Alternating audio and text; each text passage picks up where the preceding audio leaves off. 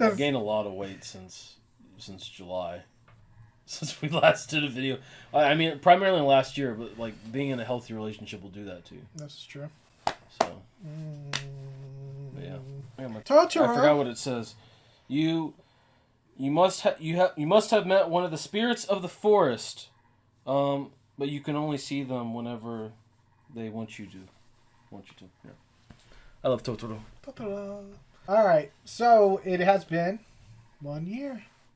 This year we got a lot of good games. This might be the best gaming year. This has been, I think, the best year in gaming, and I would say at least 4 or 5 years. Yeah.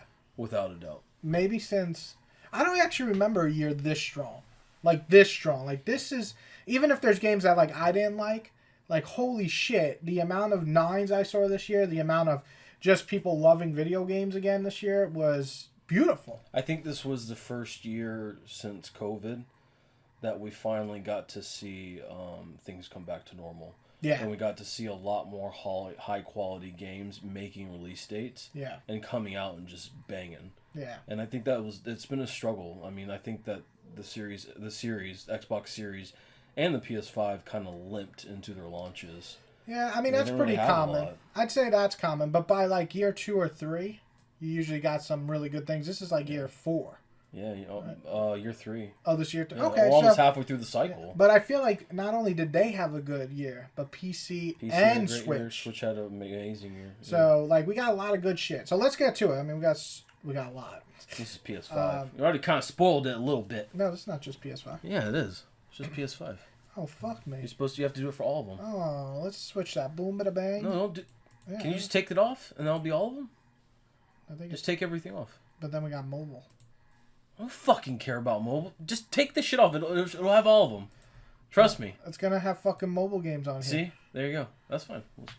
This is the traditional way. All right. Let me go down so you guys can see. I mean, you could just do those 4 if you want. We're gonna go by 4 because you guys can't really see. I know our beautiful face are in there, but you can see the name Resident Evil 4. No surprise. Tears of the Kingdom. Resident Evil 4. Okay, so Legend of Zelda, Tears of the Kingdom. I played this. He played it. He said it was trash. So this is not. Yeah, I haven't played it. I don't have much to say. I didn't really like the last one. Again, it's kind of the timing I played these games. It wasn't a great timing to play. Yep. So I might try them again down the line. They are on sale right now for $30. The first one, which would be a good time to play probably. Well, as I told you earlier, so I played Breath of the Wild when I got my first Switch in 2019. Wasn't really a fan of it. Yeah. Because I'd always been into traditional Zeldas. We both love Wind Waker. Yeah. I like Twilight Princess, even though you didn't. I like traditional Zeldas, and I always have. But playing Breath of the Wild it's so different than any other Zelda. That's true. And not just because of the open world element, but primarily from story and gameplay. It's just a really different experience. Yeah. And I think playing it and holding on to it for the second time and really seeing it through. As I told Amy this other day, it really is a magical game. It's a magical game going through the entire land of Hyrule. Yeah. And basically finding these guardians that will save the world. And yeah, it's cheesy and maybe a little bit cliche, but there's, it's got that Nintendo magic, right? Yeah. So they know how to do it well, and they know how to do it carefully. Yeah. And a lot of copies. I ended up falling in love. Yeah, I mean, like, there's so many games that have come out that have tried to replicate what Breath of the Wild did, and a lot of people today still regard it as one of the best games ever made. Some people regard it as the best Zelda game. Yeah. Yeah, I mean, right there, this one, I've heard mixed things about this one from people who love the first one, which I think you might fall into. Not bad, but it's not as magical. The curse that I had with it was that I just played Breath of the Wild fully to completion before I started this. Like, fuck, I ain't doing another 100 hours. I put 50 hours, I put 50, 60 hours into Breath of the Wild for like 2 weeks before I played this. Amy had been playing Breath of the Wild on and off for like a few years. So, she was just getting Korok seeds and all that stuff, but she had beaten it a while ago. Yeah. So she was ready to get into a new one. For me, I'm not going to say I got burnt out on it. I just think that maybe I played it too soon. It was kind of like if you play like God of War 1 and before God of War Ragnarok. Yeah. Yeah. I heard that the same thing with Spider-Man. Like my they're very friend similar. played Spider-Man and he played Miles. He loved him, but they went into 2 and he didn't dislike it. You feel a little burnt out. He's like, shit, this is now 40 hours in the Spider-Man game. Exactly. So I think that I probably did Tears of the Kingdom a disservice at that. Yeah. I will say, in terms of the story stuff, I think that the first one is more simplistic. I think the writing is more simple. It feels like more of a Zelda game. This feels like they're trying to play more on like political intrigue and whatnot with like ancient Hyrule, with Ganondorf. I might look into that. But I will say Ganondorf is fucking badass in this. He's basically like a fucking samurai. Yeah. He's cool as shit. He's pretty cool all the time. He's pretty fucking evil looking. Like I would definitely run away from Ganondorf. Yeah, but yeah, no, I loved it. I think it's I definitely think it's one of the best games I've played all year. Okay. I think I know you said Jimmy didn't like the building stuff, but I think the building stuff is competent. I think the videos I've seen online of all the fucking warships and like the fucking dick fucking like Troy statue that people are making spitting fire from the dick. I think all that's great and it's lovely, especially because it's a Nintendo game. It just gives a big middle finger to Nintendo, which I'm all about. Yeah. Because I mean, they make great games, but fuck, they do fuck their fans sometimes. This is true. No pun intended. But yeah, I love Tears of the Kingdom. It was a great game. So that's a contender for you. That could be. I would say that's absolutely a contender. Okay. Yeah. All right. Well, me, I haven't played it, so not there. But we do have Baldur's Gate 3 now. Funny enough, Baldur's Gate 3 was not on my list at all to want to play. Me neither. It was actually my first PC game I bought on this system, the new PC I have. And yeah, and so I played it. And I was like, you know what? This is pretty fucking great. And I told him, and he was like, I don't know. And I was a little unsure too for him at first. But once I got deeper, and I'm like, no, you're gonna like this one because this is the same feeling I got when I played like Mass Effect and Dragon Age, like that feeling again of wanting to invest all my time into this story. And Baldur's Gate 3 is, I think, is a phenomenal game. I do have issues once we get to Act 2. I felt like it wasn't really keeping my interest as much as I hoped for, but I put like 35 hours into Act 1, and I still skipped a lot. Like, I did a lot, but I skipped a lot, and I felt like that was a complete game. Like, I felt like I got my money's worth there, and I got into Act 2, and I played... Yeah, I played like 15 really hours, and I was like, all right, I'm not really feeling the villain here that much. Interesting. Introduction, cool, but wasn't really enjoying as much. But saying all that, the combat was really different. Like, I don't play Dungeons and Dragons. I kind of got into it pretty quick. Graphics are absolutely amazing for the size of this game. Arguably the best lip syncing I've ever seen in a video game. And the voice acting. When you talk about characters that just feel alive, yeah, especially fantasy characters, which is hard to do. Yeah, they felt alive. Yeah. They felt like real characters, and the voice acting is phenomenal. Yeah, that's the big thing for me. It's the voice acting. Like you said, fantasy's kind of 50-50 for me in terms of like getting invested in the story, but the voice acting was. It almost felt like modern voice acting mixed with, back then fantasy, combining it. And I wanted to hear every conversation, which is rare. So yeah, overall I'm just going to stop gushing. But I think Baldur's Gate is one of those rare games that comes along. They promised all these things and they delivered. Besides my personal, losing interest, that is just normal for me in games that long. But... Well, it's hard for you, I feel like, with your schedule and that too. Being a full-time dad. Having a little child. Having a 4-year-old's a full-time job in and of itself, and then having another full-time job to pay the bills. But yeah, I think Baldur's Gate is absolutely a contender for me too. I only played about 30 hours. I definitely would like to play more of it. I know I say that a lot, which I do, and I usually always go back to him. But he does go back to him. I do go back to him. I do go back to him. Because I did that with Elden Ring. You did it with a bunch of games. I've done it with a lot of games. There's games I'll be like, yo, what's up? I'm playing this game from 3 years ago. I'm like, he went back. Yeah. He said he was going to. He does. I do it. And I mean it because, and especially this year, it's been kind of tough for me to, we were just talking about this earlier. This might, kind of tarnish a little bit of my credibility potentially for Game of the Year in the sense, but I'm not sure if I finished any of these games that we're going to talk about. Yeah, the best games I don't think you have to finish games, in my opinion. Like, if you... Depending on how long the game is, but if you put a decent amount of time into a game, and you can make an opinion of it. Opinion. I mean, none of these games to me really had a story. Besides Baldur's Gate, really had a story that is like, if you don't finish, you're not going to get why people love it. In my opinion, maybe there's one other game on here I'm actually looking at right now, but overall, I don't think it's needed. So no, I think you put enough time. I think I did too, and Why the fuck is Witcher 3 on here? Oh, did they? Oh, is this when they did the upgrade for everybody? Yeah, it is. That seems weird though. It was just an update. I heard it's beautiful now. I know. I mean, it's great. always nice. I went back to it whenever they put it out. Whenever they did those updates on PC. Yeah. It ran really rough. Did it? Yeah, and that was last year whenever it came out on PC, because it came out on PC before Series. It was just like right when I got my PC. It was like the second game I played, and it was obviously before I learned how to completely use my PC, but it struggled. Really? Yeah, I don't think that would be the case now if I went back to it. They probably fix a lot of that stuff. I mean, CD Projekt is notorious for fixing broken games, unlike fucking Bethesda. But yeah, getting back to Baldur's Gate, I definitely think this is a contender for me because I think this is one of the most unique games to come out in a I would say at least 5 years. I mean, it's the Dragon Age without Dragon Age. Like, the Dragon Age we've been wanting. And it's been really great to see a turn-based strategy RPG blow up the mainstream gaming world. I was so surprised. And it's like, I've seen so many cosplays. Mm-hmm. I've seen so many videos of different tactics and different conversations and funny shit while gory. Like, have you seen that shit with the squirrel? Yeah.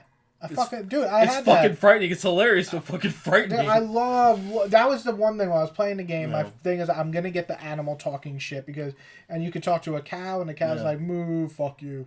I'm like, "Yo, this thing just said fuck you to me." but the shit with the squirrel is great, where it keeps biting you. Yeah, and then you can just fucking kick it. Did you see the one with the frog?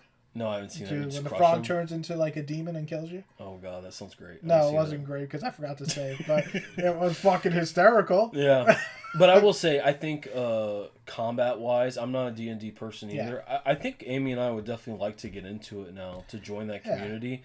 I think but it's not that hard to grasp. Yeah, it's not that hard to grasp. You have to kind of separate attributes and skills from your mind, because attributes are actually skills, and I think skills are actually like stats or something like that. Yeah, it is confusing coming from, you don't play as much, but you have played like Persona stuff. Like you play all these turn-based games, and you're so used to one way, like SP is like magic or MP is magic, but this it's like no, when you roll, if you hit a roll, and then it's like minus 10-5 damage. I'm like, yeah, what the fuck? And those rolls, I mean, they do have the karmic dice where if you're fucking up after a while, they'll help you. They'll help you out, which you can turn that off.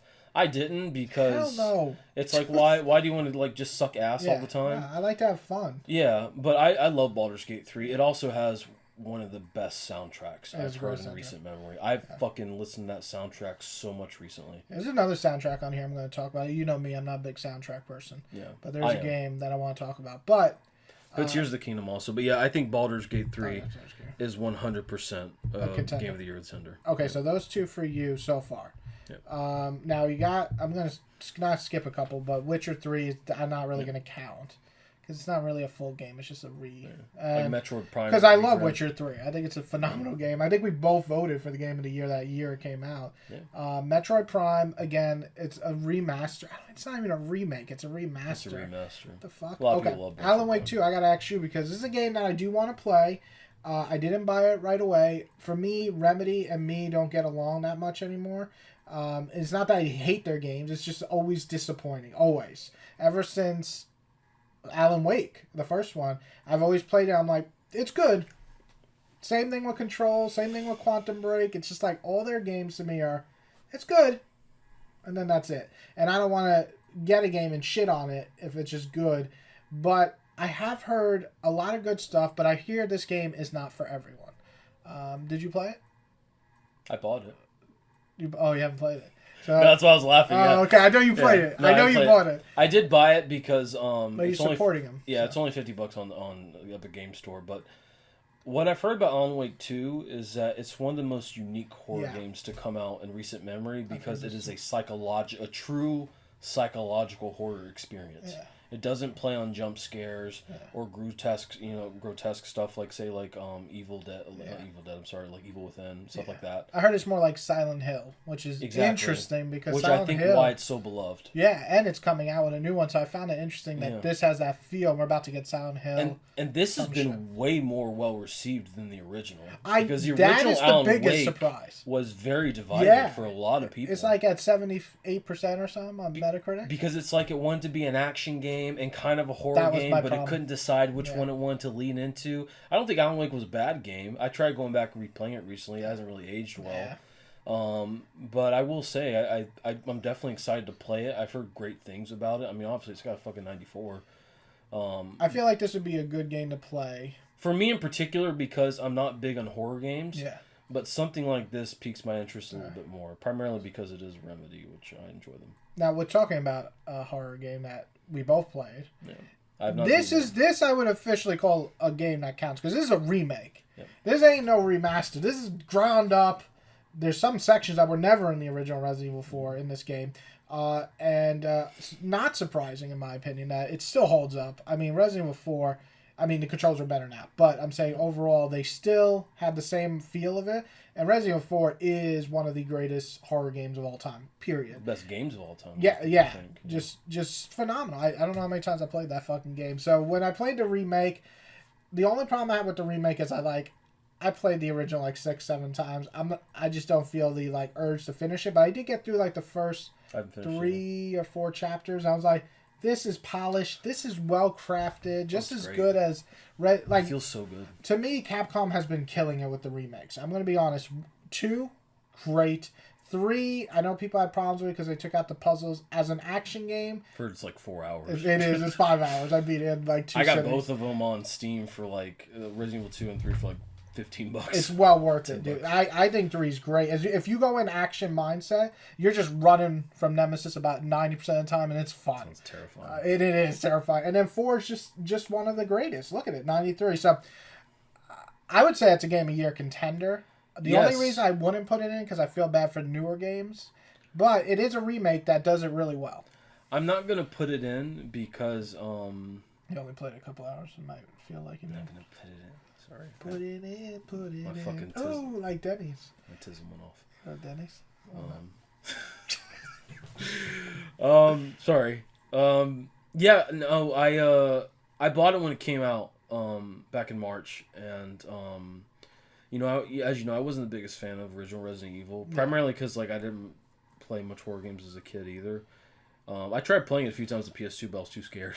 I think I was too young. Yeah. And I was never really just into horror that much as a kid in general. But I started it, and I was like, okay, we'll go into this. It looks pretty, and then I started playing. I'm like, oh, this feels really good. This combat feels good. These guns feel good. This game looks good. And it performs really. It's optimized really well on PC. I didn't have any crashes. I didn't have any stuttering. Which is very rare for a modern game these days. I think Capcom does that pretty well. They do PC ports very well. I think their Monster Hunter ports are very good. Yeah. Particularly for World. Yeah. But I will say, I'm not going to put it on my list, but I cannot wait to go back and finish it and play it through whenever I choose to, because I think it's fantastic. And I think it's, as someone who did not finish the original Resident Evil 4, but I know all about it, I know how it ends, I've seen so much footage of it over the years.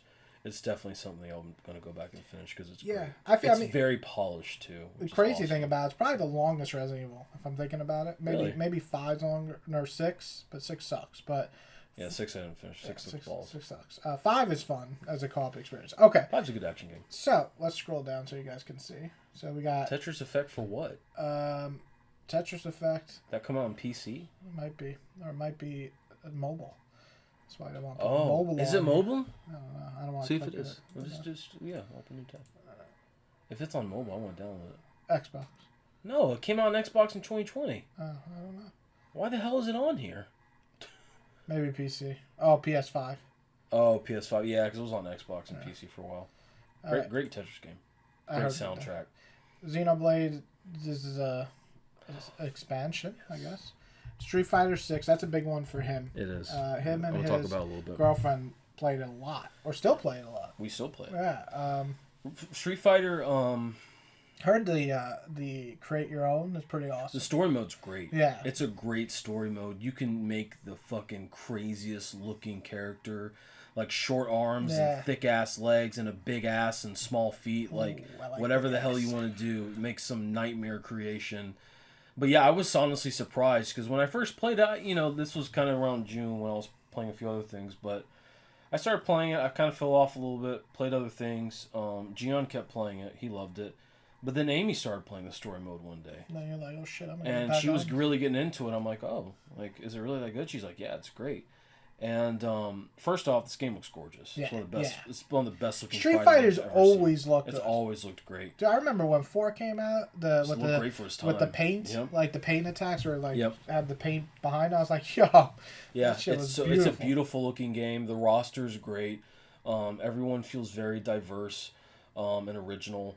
I fucking love Ken's design in this with the fucking beard and shit. Yeah. And Ryu's design looks great too. Ken's always been like my main Street Fighter, and I think he plays wonderfully in this. But Amy fucking hates Ken because I whoop her ass with him all the time. I like Ryu. Ryu, yeah. But yeah, no, we play this all the time. Yeah. Like we'll just sit on the couch one night and we'll play like maybe 20 matches and it'll only take like 30 minutes because each match is only like 2-3 minutes. That's right. Great. Yeah, like I like those short. Like I'm not a fighter fan anymore, but when I did play fighter, Street Fighter would be up there with one of the ones I enjoyed. Street Fighter and Mortal Kombat are the only fighting games I play. I don't really play any more other ones. Well, we'll get to Mortal Kombat 1 a bit, but yeah, Street Fighter 6, I would say it's a contender for me. Really? Yes, it's a contender. I don't know if it necessarily will get it, but I think it's worth contending because I think it surprised me in a way I was not expecting, and I've had a fucking blast with it.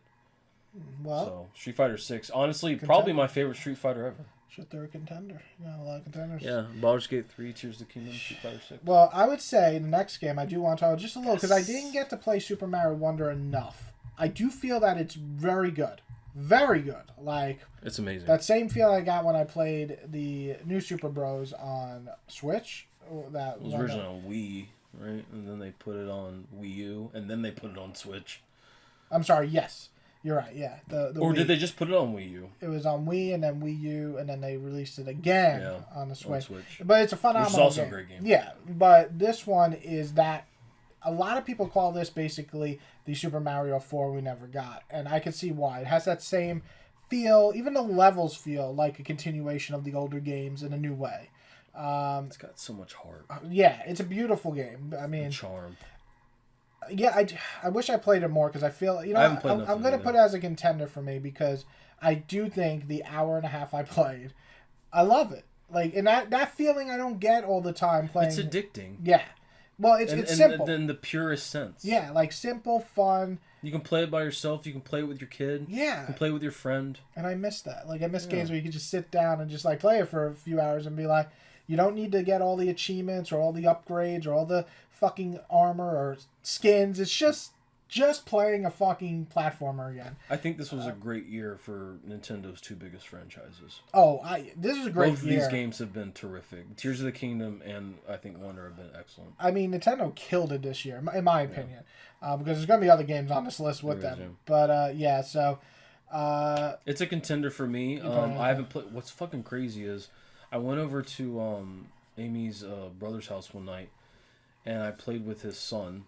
I guess my soon-to-be nephew, officially, even though he kind of is. But I'm the cool uncle that always plays video games with him because, not everyone always wants to play video games with him, and he always wants to play video games. He reminds me of me when I was a kid. Yeah. So I'm like, of course I will. Yeah. But we played a little bit whenever I went over there, and then, what was it? We were coming up here the other day, and I was talking to Amy about it with him, and she's like, oh yeah, Luca bought it, and he already beat it. And I'm like, what the fuck? I just played with them like a month ago. These kids, man, they have no chill when it comes to beating games or mastering them. And she said he watched videos on it. Like, this kid watched videos on Wonder. You know what's crazy? I remember when my cousin, I mean, he's older now, but he was right when my wedding, like a year after my wedding. Mm-hmm. So he would have been like 14 or 13. He came to Florida. He has a Switch. What was this? Yeah. So it couldn't have been that long ago. 2014, yeah. So... Switch 2017. I think it was 2018. He came over. He's passed the Switch. He's got like a million games, and he's about to play a game. And he watches a video, and he's like, "All right, I can do that." I'm like, "The fuck are you doing?" And he like masters the game by following the video. I'm like, it's weird. The fuck, yeah. Like. I don't know. We're just not that generation, but to me, it's crazy. We're not that generation because we were the strategy guide generation. Yeah, the strategy and the fucking game FAQs with the goddamn lettering telling you where to go, and I'm like, there's no fucking yellow wall. Yep. And remember that shit? They're like, you gotta go behind the yellow wall in Final Fantasy X to get the hidden gem. I'm like, where the fuck is the yellow wall? Oh, I didn't turn 6 turns back. Or people just troll you. Yeah, that's and lie to you. But you fucking strategy guides didn't even have all the strategies in them. Oh my god! I remember I bought the God of War 3 hardcover strategy guide. The fucking just easiest to collect game it. ever. Just to collect it. I didn't need it. I just wanted it. But my mom bought it for me. But anyways, we should do a whole video on strategy guides. I got so many stories. The best strategy guides. I love fighting game strategy guides. Like what? Yeah. But whatever. Anyway, yeah, Super Mario Brothers Wonder, a beautiful looking game. I think it's especially on OLED. Yeah, with all the colors. I love my OLED. It pops so well. It's fun. It's got heart. It's got charm. I think it's the best Mario's ever been. And this is Charles Martinet's first game. Not being voiced by Mario. Yeah, they got this new guy. He's like 26. Sounds pretty good. Yeah, but he sounds pretty good. Actually, and you know what's funny? His last role was as Mario's dad in the movie. That's great. Yeah, so they sent him out the right way. Yeah. But yeah, no, I think it's great. It's definitely a contender. I don't know if it'll necessarily win for me, but I think it definitely deserves to be a contender. I'm not putting a contender. Fuck it. 1 hour and a half, I still think it's amazing. Yeah. And I'm definitely going to go back and finish it. It's great. All right, let me scroll down so you guys can see more. Oh, because Diablo 4. We didn't play Turbo, and I don't know what the fuck Slay the Princess is. That looks a little fucking weird. Did you buy it? No, you never bought it, did you? Nope. I could still buy it, though. It's still on sale. I should probably. But, I didn't play enough of it. Yeah. I didn't play enough of it. I probably put about 20 hours into it. You don't think it's enough yet to say? Do you think it would go? I just put it on my list. I think it deserves to be on there. Really? Yes. I think a lot of bad things about it. But then again, that's the internet, so. It's got really overpriced microtransactions in the sense that to buy like a fucking like transmog set for your necromancer or your fucking druid, it's like $20. Yeah. I heard that's atrocious. Like they're terrible. Like they're ridiculously overpriced. I've heard some issues with the season pass progression, which is not great. Yeah. But they keep updating it and they keep putting out new content, and I'm definitely also going to go back to it as well. I think it's great. Like it's arguably my favorite Diablo. I tried going back to Diablo 2 and I could not. Oh. Diablo 2 fucking that shit was old when I was a kid. And I played a lot of Diablo 3, but I didn't necessarily enjoy it. Yeah, because Diablo I didn't 3 is really trash. I think that the art style and everything for Diablo 3 was terrible. This definitely feels like they went back to the art style of 2, just updated. It feels gruesome. It feels vicious. It's great. I think it's the best Diablo's ever been, but Diablo's also not like one of my all-time favorite franchises. Yeah. I think Diablo's always just been kind of it's a hack and slash. I don't think it's like a big franchise. It's like a dungeon crawler. Yeah, you know, but it's great. But and it's on my list, but I haven't played enough of it to consider it to actually win. Well, I didn't play it, but I did play the next game, which is Sea of Stars, which is... Oh, yeah, you played that. I want to play that, too. Phenomenal, my bad. I was totally blown away. I did not expect anything from this game. It's got a must-play emblem. It is a must-play game. If you are a fan of old-school Japanese RPGs, but you like a little bit of a new mix to it, this is that game. It's very similar to... Is it like 3D environments, but the characters are 8-bit? Is that the game we keep seeing? Or no? It's like full 3D models. There are 3D like scenes, like when they go... It's kind of weird. They like go from top down to up and stuff, but... Are the characters 8-bit, though? No. They're definitely more modernized. They look like... I wouldn't say 3D polygons, but they look like almost like paintings, or in a sense, like actually cool. Models that move. It's weird. I can't describe it. Kind of like Hades, yeah. It looks a little bit more old school than that, but the gameplay is so fun. It's so nicely paced. And if you just want an adventure game where you're just going along with a bunch of buddies trying to save the world, I feel like this does it, but it doesn't feel like a grand game, like in terms of like, oh, the end of the world. It's just like, hey, you want to come join me? We have to stop bad guys. And this fat friend comes along who cooks, and you got your sister who's really cool, and they're both very different. Gameplay gameplay is very similar to Mario RPG in terms of like you have to hit the button to do extra damage, or you can block if you hit it in time. And then your magic attacks also go like that. Like you have to hit A to build up like a Kamehameha wave, and when it turns a certain color, he'll go like boom and shoot a fucking Kamehameha wave. Like, that's cool. It's really good. So it's like action. It's kind of like turn-based, but action.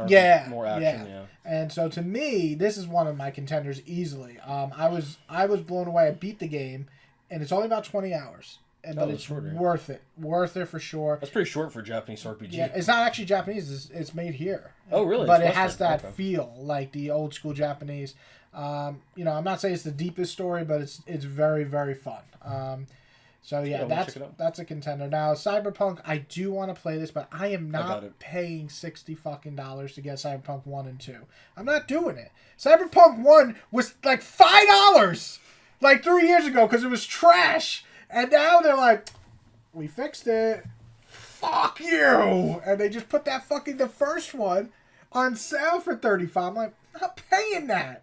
I did. No way. I know you would, but I'm not doing it. I think I paid like 50 or 60. I'm a cheap fucking gamer. I bought it, but you buy it digitally, so you always have. I'm sure you bought it again, didn't you?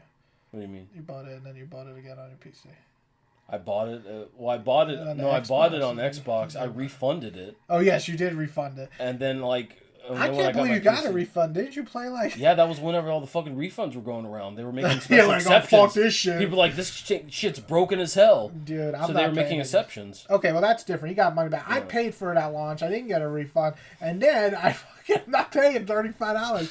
But fair. I do want to play this eventually. If I see this, and I've heard great things about it. I have too. Like I've heard like if you did not like Cyberpunk when it came out, you'll like it now. This will change your mind, especially with the story. I'm really surprised about that. Yeah, well, and they reinvented the combat system in a lot of ways. Did you play it or not? I started playing it again recently, but I didn't get to the DLC stuff. Oh, okay. I didn't really get the taste of the new combat. Yeah. But it definitely felt more fluid. That's what people said. Sense. Like the combat, like the hitting and stuff feels better. The shooting feels better. The melee. It feels more visceral. Yeah, which is cool. So we don't really have much to say about it's like a spy thriller, which what I've heard about the new DLC. See, I like that. It's got Idris Elba. It's kind of what I was hoping the original would have been, but it didn't. But anyway, we can't say much because we didn't play it. But what the fuck is Jack Genie? I don't know, but it's 90%. Jack Genie or Jack Jean? Whatever the fuck it's called. Yo, she's hot. She's hot. The plot is intriguing. What'd he say? We got up top. I don't think the backlog will ever let me see every suitor's ending in Jack Jean. Oh, like what do? You just God is a geek. Oh, you can talk and romance and lick balls. Magical experience. Lick balls. Yeah.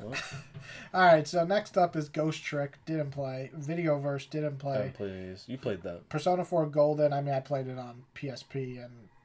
You didn't replay? You didn't play this? I played Persona 3, but I stopped playing because then they announced Persona 3 Remake, and I'm like, why the fuck am I going to play this when I can play the better version? Can you guys see this? Probably not. Rogue Legacy, Quake 2, the making of Dave the Diver and Diver Duva. I've heard good things about Dave the Diver. I have it on my wish list. I might get it when it goes cheaper. And Moss, book 2. Okay. A lot of people like Moss. So that's page 1. Let's go. I wonder if there's any VR games on here. We're still on the 90% and second page. That's crazy. PSVR 2 also came out this year, which I'd like to get. Gives a shit about the PSVR. I want to get it. Of course, it goes on sale. He has one of the most powerful PCs, and he won't buy an actual good VR. It is the best one on the market. No, it's not. No way. Yes, it is. Do you know how much research I've done on VR headsets? It's got an OLED fucking screen in it. It's got an OLED screen. It's got eye tracking. No other VR headset. You people tell me, you crazy YouTube people. You tell me what's the best. People also say Valve Index, but even Valve Index here has issues, and it's not true 4K. Can I watch porn on it? No. Well, then it's the garbage. That's the only reason I want VR. I want to try porn. I don't know if you could, like, maybe if you go on the internet browser on PlayStation. Probably there's a lot of VR porn on Pornhub. Drop those links. All right, so the Talos Principle 2. I don't know what that is. Talos Principle is the sequel to a very good puzzle game, which I heard was great. I got it. I think I got it like for free. Everybody knows except me. Yeah. All right, Spider-Man. That's some good ass shit. I really like Spider-Man. I love Spider-Man. I do love it. You know what the thing is with Spider-Man is that I think this game's biggest flaw is the second half. I don't feel it's as engaging as the first half. And I just about got to the second half. Yeah, I mean, that's my personal You finished opinion. it, I have not.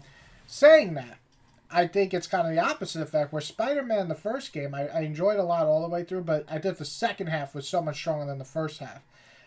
So it felt like opposite, but that's all depending on what you think of Venom. And it's not that there's not bad parts, but the ending, the last segment of the game, is very much like Web of Shadows.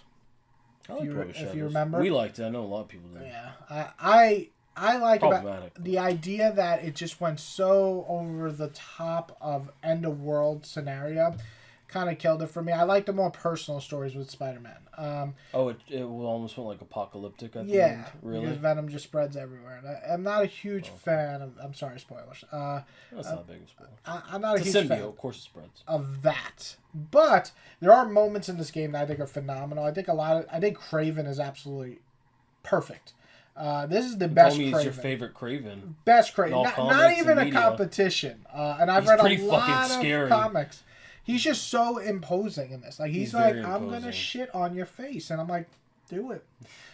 So yeah, I think he's fucking enormous, and he's big. He's a big motherfucker, and he kills. Like he kills people in this, and some big villains. And he fucking wipes the floor with super villains like they're nothing. Yeah, so I like that. I like Peter's growth. I like Miles. I do feel like Miles gets a little bit pushed back because of Peter's story, and that's a shame because I think the Spider-Man Miles Morales game really had a great story. I was just reading recently, Insomniac put out a statement, without spoiling. Yeah, that but Miles they said Miles, because they'll probably make a Spider-Man 3. I think they are going to. And they said 100%. Miles will be the focus of Spider-Man 3. Yeah, I mean, I love Miles, so I'm okay with that. I really feel like they can do more Miles, but this is, again, it all depends on where you're coming from. Like, Spider-Man, for me, I've read a lot of Spider-Man. I still read a lot of Spider-Man. I've had a lot of Peter Parker stories. I'm okay if Peter Parker takes a little break. So I want to see more. I did enjoy the gameplay a lot in this. It does get a little button mashy at the end because there's just so many enemies. But overall, it was some really good shit.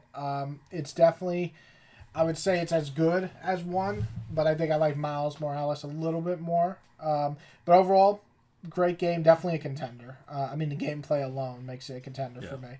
And the flying swinging is probably the best travel system in any game. Oh, the web wings? It's so fun to just go from that to swing back to gliding. It's so smooth. And I really like, I've known some people have like issues like, oh, realistic. It's like fucking Spider-Man. Fuck, you're a fucking man in spandex. Well, it's primarily because like you have those fucking like tube circle things and you're just like, oh, this is in the world, but it's supposed to be like VR shit. It's like, who cares? But I think that's great when like you can just fly over the fucking Brooklyn Bridge and like you don't have to like do anything and just enjoy the scenery, because that game's got some excellent fucking it's got some excellent cinematography in it. It's got the best photo system too. Like where you can just stop in midair. I've taken some great photos with it where I was like up on a fucking skyscraper with Peter and just like the sunrise and everything. It looks real. Yeah, it looks gorgeous. Yeah. It's a gorgeous looking game. I will say I have some gripes with the technical stuff in the sense of the glitches. No. Yes, there is a lot of glitches. There's a lot more in the first game and Miles. It's not as polished. Yeah. But I don't know, maybe it's just me, but I feel like the cutscenes aren't as polished as the first 2 games in the sense that Amy was noticing it too when I was playing with it. She's like, why does Peter look so like stiff? No, it's the same as the first. It's just because like there's something with his face. We just played Baldur's Gate. Yeah, that's like where like Baldur's Gate is great at like portraying emotions, whereas I feel like in this it's hard to gauge like what emotion Peter's portraying. Yeah. You know, like even Harry's more animated than him. It depends on the scene, but I did notice that. I felt like that felt a little odd to me for it being an Insomniac game. Yeah, but still beautiful. And I think the gameplay is the best it's ever been. Yeah. In terms of options that you have, for Peter and Miles. Yeah. I think it's better than the first 2 games, and I think that's what keeps me playing. The story's good. I wouldn't say it's anything incredible, but it's keeping me entertained. But what's keeping me going is gameplay, and I think the side stuff in it is what makes it.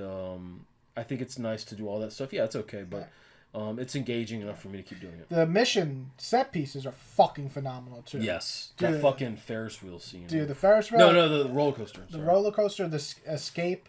Like this prison. Oh, when you captured, when you the ending to rescue Tombstone shit, So it was the best one of my favorite Spider-Man scenes I've ever seen. Yeah. So shit, and it's all phenomenal and it runs really well. I'm running it on I activated the 120 hertz display, so I put it in fidelity mode with full ray tracing on, and my TV's running at about, I would say, 80 to 90, but it's fluid. So would you say this is a contender? Yes, 100%. For the gameplay alone, it's some of the most fun I've had with gameplay this year. Yeah, I'll say that. That is the gameplay for me that makes it in the contender for me. And I will say, I think Peter's story in the first game is so good that I feel like it's not as refined in this as I feel it could have been. I feel like this one, I love the Peter Harry stuff.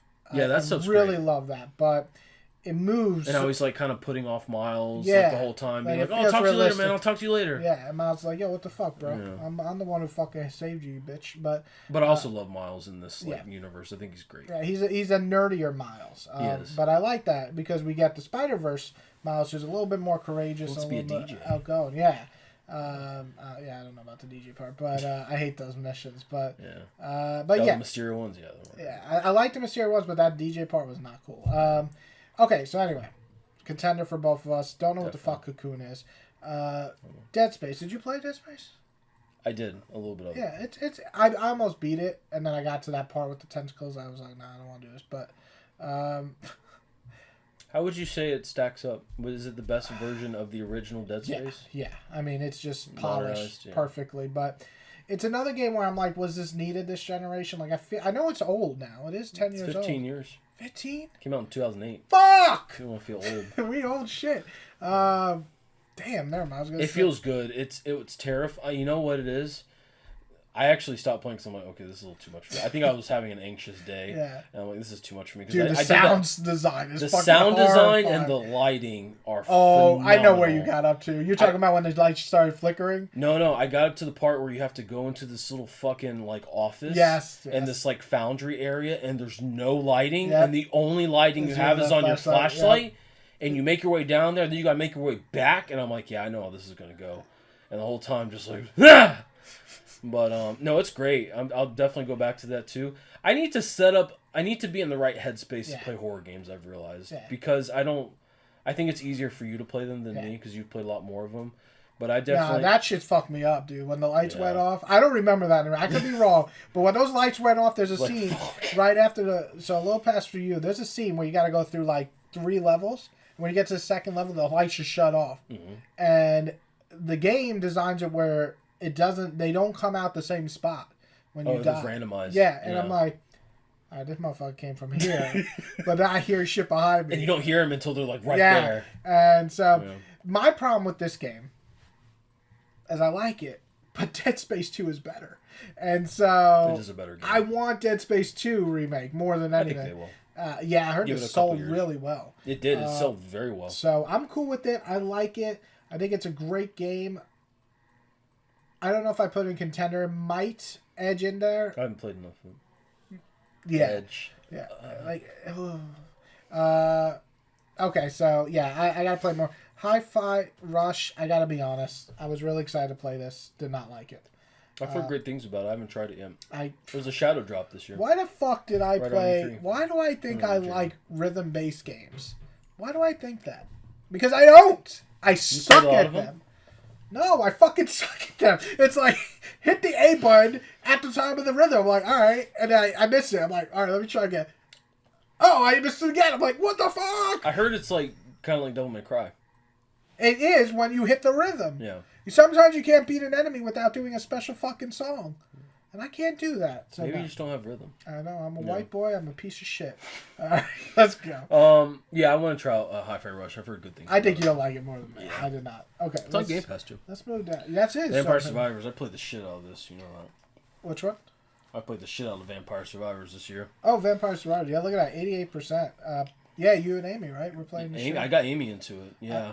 I did not play it, but... What's funny is I played it on like a Saturday. Wait. We forgot Armored Core.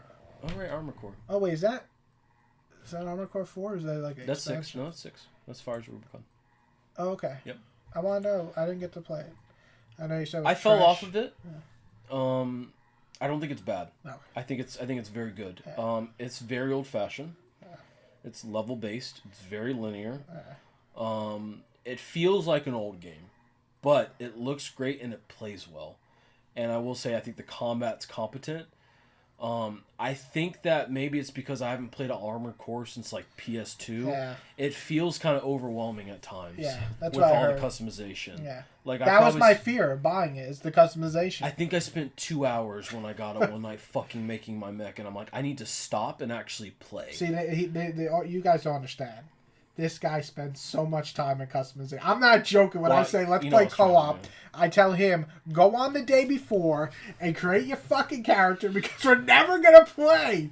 Yeah. And he's Amy gives me shit. He's like, no, I'm only going to be like an hour. And then like fucking 3 hours later, how do you think my hair looks? I'm like, get fucking finish the gun. Create the character. I'm very particular and meticulous when it comes to character customization because I like putting myself in different games. Yeah, no. I like that feeling. It's the fantasy of it, right? But this is fucking armor, so it's even more. It's well, like every piece of. I wasn't trying to make myself. I was trying to make my boy, and I don't think I still did a very good job. For those who don't know, I was trying to make him Goku, but yeah, my boy. But fire breathing. It's good. It's good. It feels really good. It feels like an older game, but it's fun. It's fun. It's a podcast game. You put it on, you play it. The story doesn't mean jack fucking shit, but you go in, you have a good time, you fuck up mechs, and like it's fun. And sometimes those are great. And the boss fights are great. Games. The boss fights are awesome. Yeah. Can I talk about a podcast game? Yeah. Monster Hunter. It's my favorite podcast game next to playing co-op. Co-op I don't podcast, but when I'm by myself and I solo the shit out of Monster Hunter, this game, Rise. Somebody grabbed you. Do you know? Yes. Oh. Or Rise, actually. Yeah, well, I guess Rise came out last year. No, this year. April 28, 2023. That's Sunbreak. No, it came out with it. It came out it came out in January. Yeah, and then Sunbreak came out. Sunbreak I just started playing not too long ago. I'll tell you right now, me and him played World 100 and I think I had 110. Like you had like 150 hours. No, I had like 230. Yeah, he had crazy man. I had 110. I don't play games like that anymore. Monster Hunter Rise and the expansion, I have 81 hours. And by myself, because he didn't really get into it. He didn't like it as much. 81 hours. I don't play games like that anymore. And I couldn't get enough of this game, man. Like it was. I think it's harder than World, and that's what keeps me more intrigued. World, I like overall the maps better, and the co-op with you I like better, and it looks better. But Rise, some about the combat I felt was more polished. Really? Yeah, because when I was like in World, I was very much kind of a safe player. Like I would jump. Slash and this I'm dual blading and I'm jumping off fucking trees. I'm doing my little and swinging over cutting like fucking die you motherfucker. Like dude, this game took me by surprise. I would wake up like 4 a.m. when my daughter woke up, put her back to bed, couldn't fall asleep, so I'd go downstairs and play this like 2 hours before work, like every other day. And then Sunbreak. Yeah, you fell in love with it for a while. I fell in love with this game. That's like all you played for a bit. Yeah, for like 2 months. Yeah. And then I bought it. I got it on Game Pass and I bought it because I couldn't stop playing. So yeah, this game blew me away. This is a contender for me. Yeah. This is a big contender. It won't be a contender for me because I haven't played enough of it. And if I am being honest, the little I have played, I do like World more. It very could change, and I could get into it more. It could just not be. That's what I love about Monster Hunter. Is there's some games like you're like doesn't like for me 4. I just could not get into 4. I tried, and I was just like I don't like it. And it's not that it's bad. It's just not for me. And then I played World. Yep. And World changed it for me. And so I think that's what's cool about Monster Hunter is not every game's going to be... I think a big thing I loved World more is I like the environments. Oh, the levels I feel like are the much environments are a lot more live. Yeah. I will say Sunbreak has a fucking beach level that's amazing. Like you're literally on a big island and you can just go all around and you fight a fucking turtle. Oh, sweet. And I like killing turtles because they're like vicious when they're like... turtles. But yeah, so this one you didn't get to really play, but I didn't get to play enough of it. But yeah, you know they're gonna fucking announce a new one. You see that fucking cock tease that they put out for fucking Capcom Showcase? Did you see Facebook today? No. They said you better tag your friends when you want to go on a big hunt, and they had like all the fucking monsters from all the games. Yep. You know they're coming with World 2. You know, and they're saying there's going to be a huge Capcom announcement. What else is as big as Monster Hunter? Because that game sold like 30 million copies. Yeah, this is going to be Monster Hunter World 2 without a doubt. PlayStation 5, Xbox Series X, and I almost guarantee they're going to put it out for the next Switch system. It's going to sell. Yeah. An NPC. I will buy that shit day one. Oh, day one. World is not only my favorite Monster Hunter game, but it's one of my favorite games of all time. All time. You play like 60 hours by yourself before I even got back into it with you. I would say I played more like 80. Yeah, and then he was playing a lot. I'm like, I love Monster Hunter World. Let's do this. And I got right back into it. I fucking love Monster Hunter World. Yeah, like, it's so good. Monster Hunter is that franchise, man, that I think is literally one of the greatest of all time. Yeah. Unfortunately, I feel like it hasn't been as consistent as other franchises, but I think in regards to its originality and its uniqueness, I think that there's nothing else there like it. Because you had games like Wild Heart. So many. Games like Wild Heart, which came out this year, which were also good. They're always just good. They're never Monster Hunter. Not that Monster Hunter was always great. No. Monster Hunter definitely had some dark times. Rough. Yeah. But yeah, I would say Monster Hunter. It's not that it's not consistent. It's that I feel like each game's different. Like Final Fantasy. We're about to get to that here. Final Fantasy. Well, let's just go. We'll talk about Vampire Survivors. Yeah. So Vampire Survivors. Oh yeah, Vampire Survivors. That's right. Yeah, I played this one day on like a Saturday, I think for a few hours, and I texted Amy, I'm like, wow, this game's great. She's like, what are you playing? I'm like, Vampire Survivors. It's pretty good. And so when she came over that night, and I played it, and then she played it, and what's funny is I asked her after she played around, I'm like, what do you think of it? She's like, it's okay. What's funny is like 2 days later, when I told her it was on mobile, she downloaded it. What's on Xbox? This woman could not put her fucking phone down for so long. Me neither, for that sense. But it's great. It translates well to a mobile game. It translates well to a PC game. It's fucking easy, and it's fucking easy to pick up and play, but it's challenging. And that's the best part about it. That's what this guy just said. It's chaotic. It's chaotic. It's so addictive. It's so fun. It's great. It's got great art design. It's got great music. It's got great weapons. It's just a nice little indie jewel, and like it's like he said, like it's incredible. And I know you could have got. You were playing it for like an hour on my couch that time you came over. It's fucking great. I love Vampire Survivors, and there's been a lot of clones since it came out. Of course, it always happens right after it. But it's fucking awesome. Vampire Survivors is probably one of the best indies I've played in a while because of its simplicity. See, we both have indies we love. This oh my god, Sea of Life. Sea of Stars. Sea of Stars. There's a couple other indies on this list too. I think that I'll definitely talk about. But yeah, Vampire Survivors. If anyone hasn't played it, it's so easy to pick up and play. You can download it on your phone. It's free. I think it's free. I'm pretty sure, or like $6. But in other words, it's cheap. It's cheap. But it's great. If you haven't played Vampire Survivors, go play it. All right. Well, there you go. Another indie game, cheap. All right. Let's move to here. This is the only game you can't see right now is Age of Empires 2, and I didn't play it, so who cares? Okay, so let's talk about Final Fantasy. Yeah, Shin Megami. Like I said, I played 3. That's Shin Megami, Persona 3. Really good, but with the remake, I'm gonna just be honest. Just wait. It's 2 months from now. I don't know if you've seen the new trailer. People, have you seen the new trailer? For what? Persona 3. No. Oh, it looks. I mean, they remade this shit from the ground up. This looks like Persona 5. But Persona 3's world, which Persona 3 is a lot darker and more fucked up. All the kids were beaten, abused, sexually assaulted. Like, they're all fucked up kids. Anyway, it was a great game, but I would wait for the remake. Now, yes, Final Fantasy XVI. So, funny enough, once you play a game, sometimes you get absorbed into it, and then after you kind of have different feelings. Still love this game. But the flaws are more apparent for me now. Saying that, I think it is the most mature Final Fantasy. Yes, absolutely. In the sense of really trying a mature story. It doesn't always very hit. Game of Thrones-esque. Yeah, it still has the. It's gonna sound racist, maybe the Japanese quirkiness of storytelling, where it's like it's serious, but then I don't know. I feel like anime does it too. Very few animes. I don't think it's racist. Japanese are quirky as hell. I love them. Yeah, they're awesome. Yeah, they're great storytellers. Well, the thing is, it's kind of like Metal Gear. You're watching Metal Gear, and you're like, this is great, but it's also overly long cutscenes. Over the top, And over the top. Saying that, I do think this game has. I know you didn't love the combat as much as me, but I love the combat, especially once you get the third powers. Yeah, the third. I also had more performance issues with it than you did. Yeah, he had a big problem, which I heard they fixed a lot of that. Yeah, which I'm sure they did.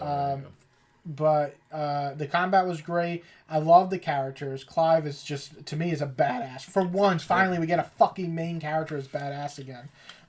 And he's got substance. It's not just like, I'm to kill shit. There's a reason. If you haven't played this game, there's a fucking reason this guy is upset. Yeah. And for good fucking reason. Just in the first 2 hours, you're like, God damn. Right? This dude got fucked over good time. Like, I want to see every motherfucking emo character after this and be like, did you live Clive's life?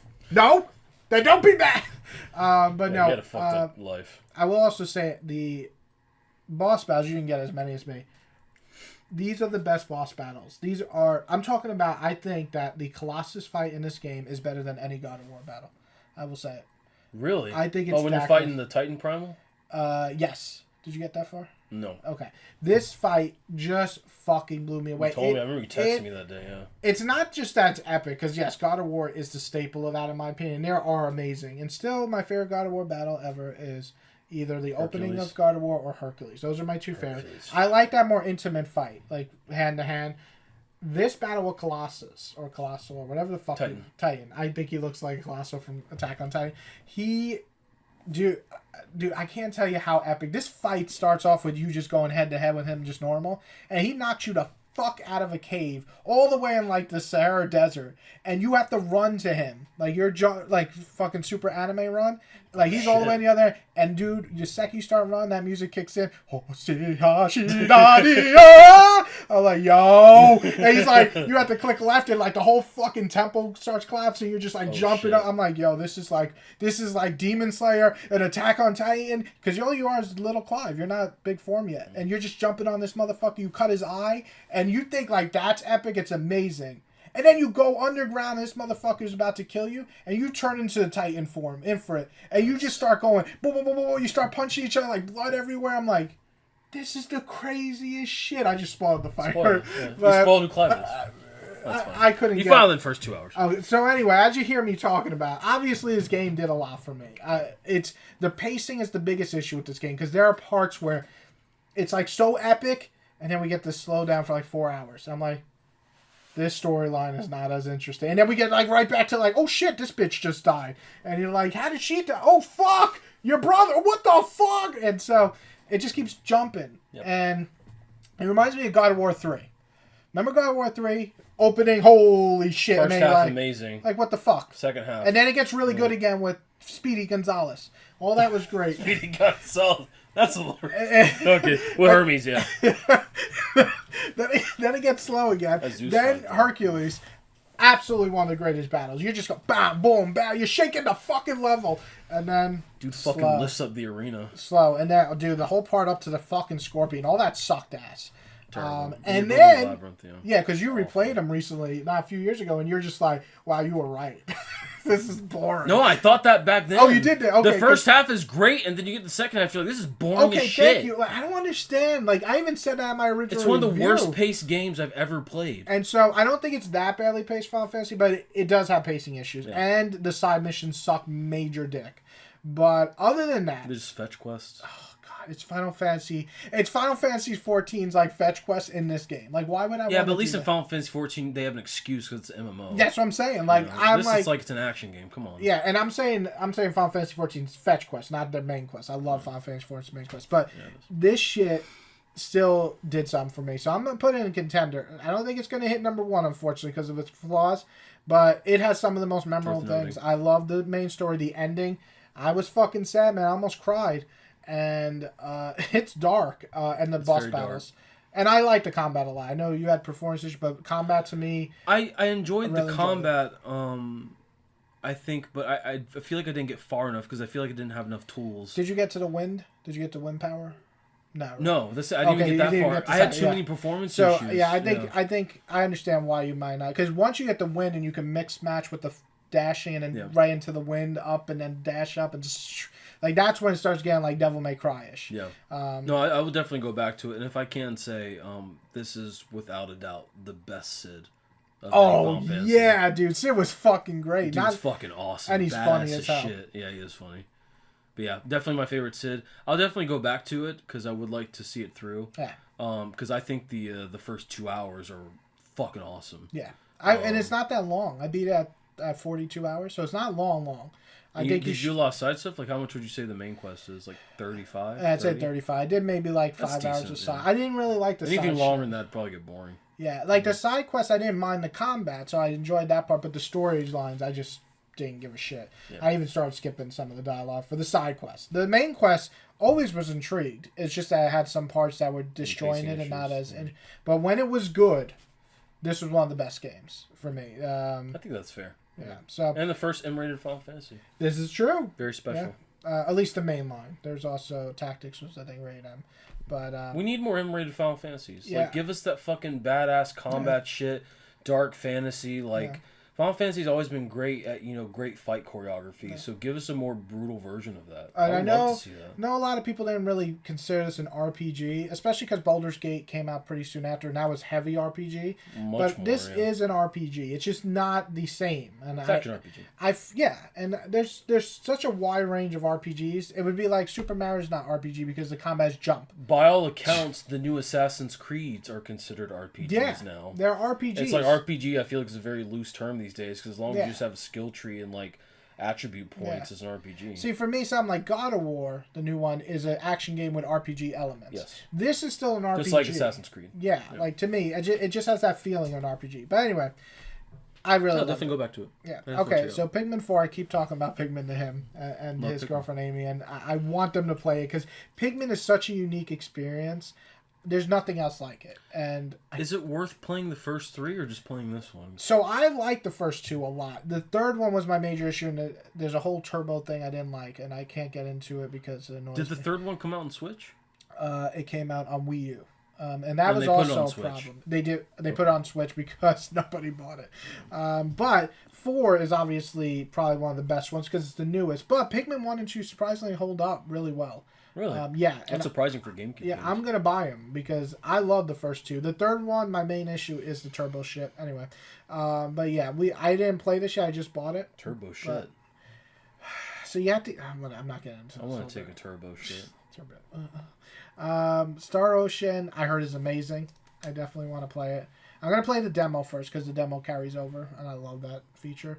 Monster Hunter Rise, we already talked about. Teenage Mutant Ninja Turtles. Returnal's the best game of the year. Fuck Returnal.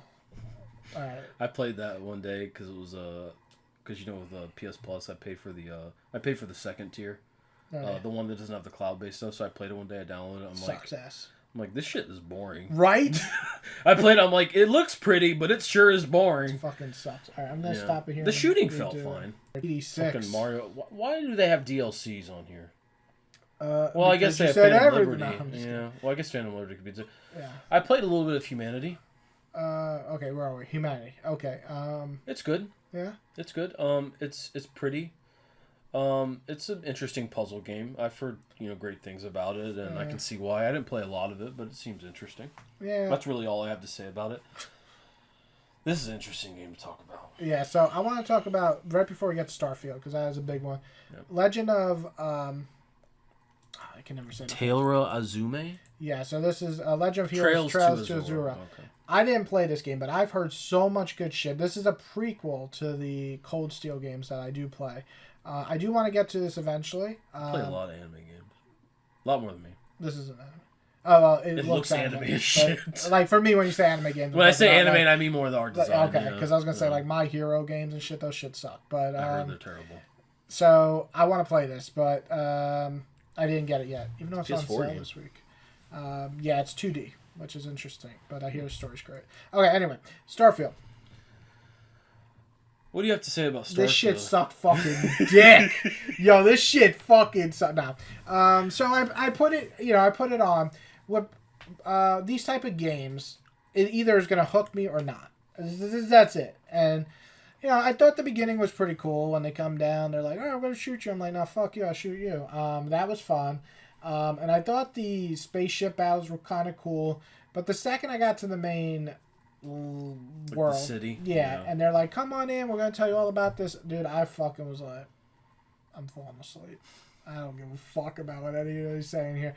And the lady's like, "You're going to be our main coalition tonight." I'm like, You are the explorer. It's fucking 10 a.m. I ain't gonna play that shit. So I got rid of this. I went back to Monster Hunter. But that's fair. Yeah, this game, not for me. I definitely played more of it than you. You loved this at first. I don't know if you did. Still love it. No, I did love it at first. Yeah.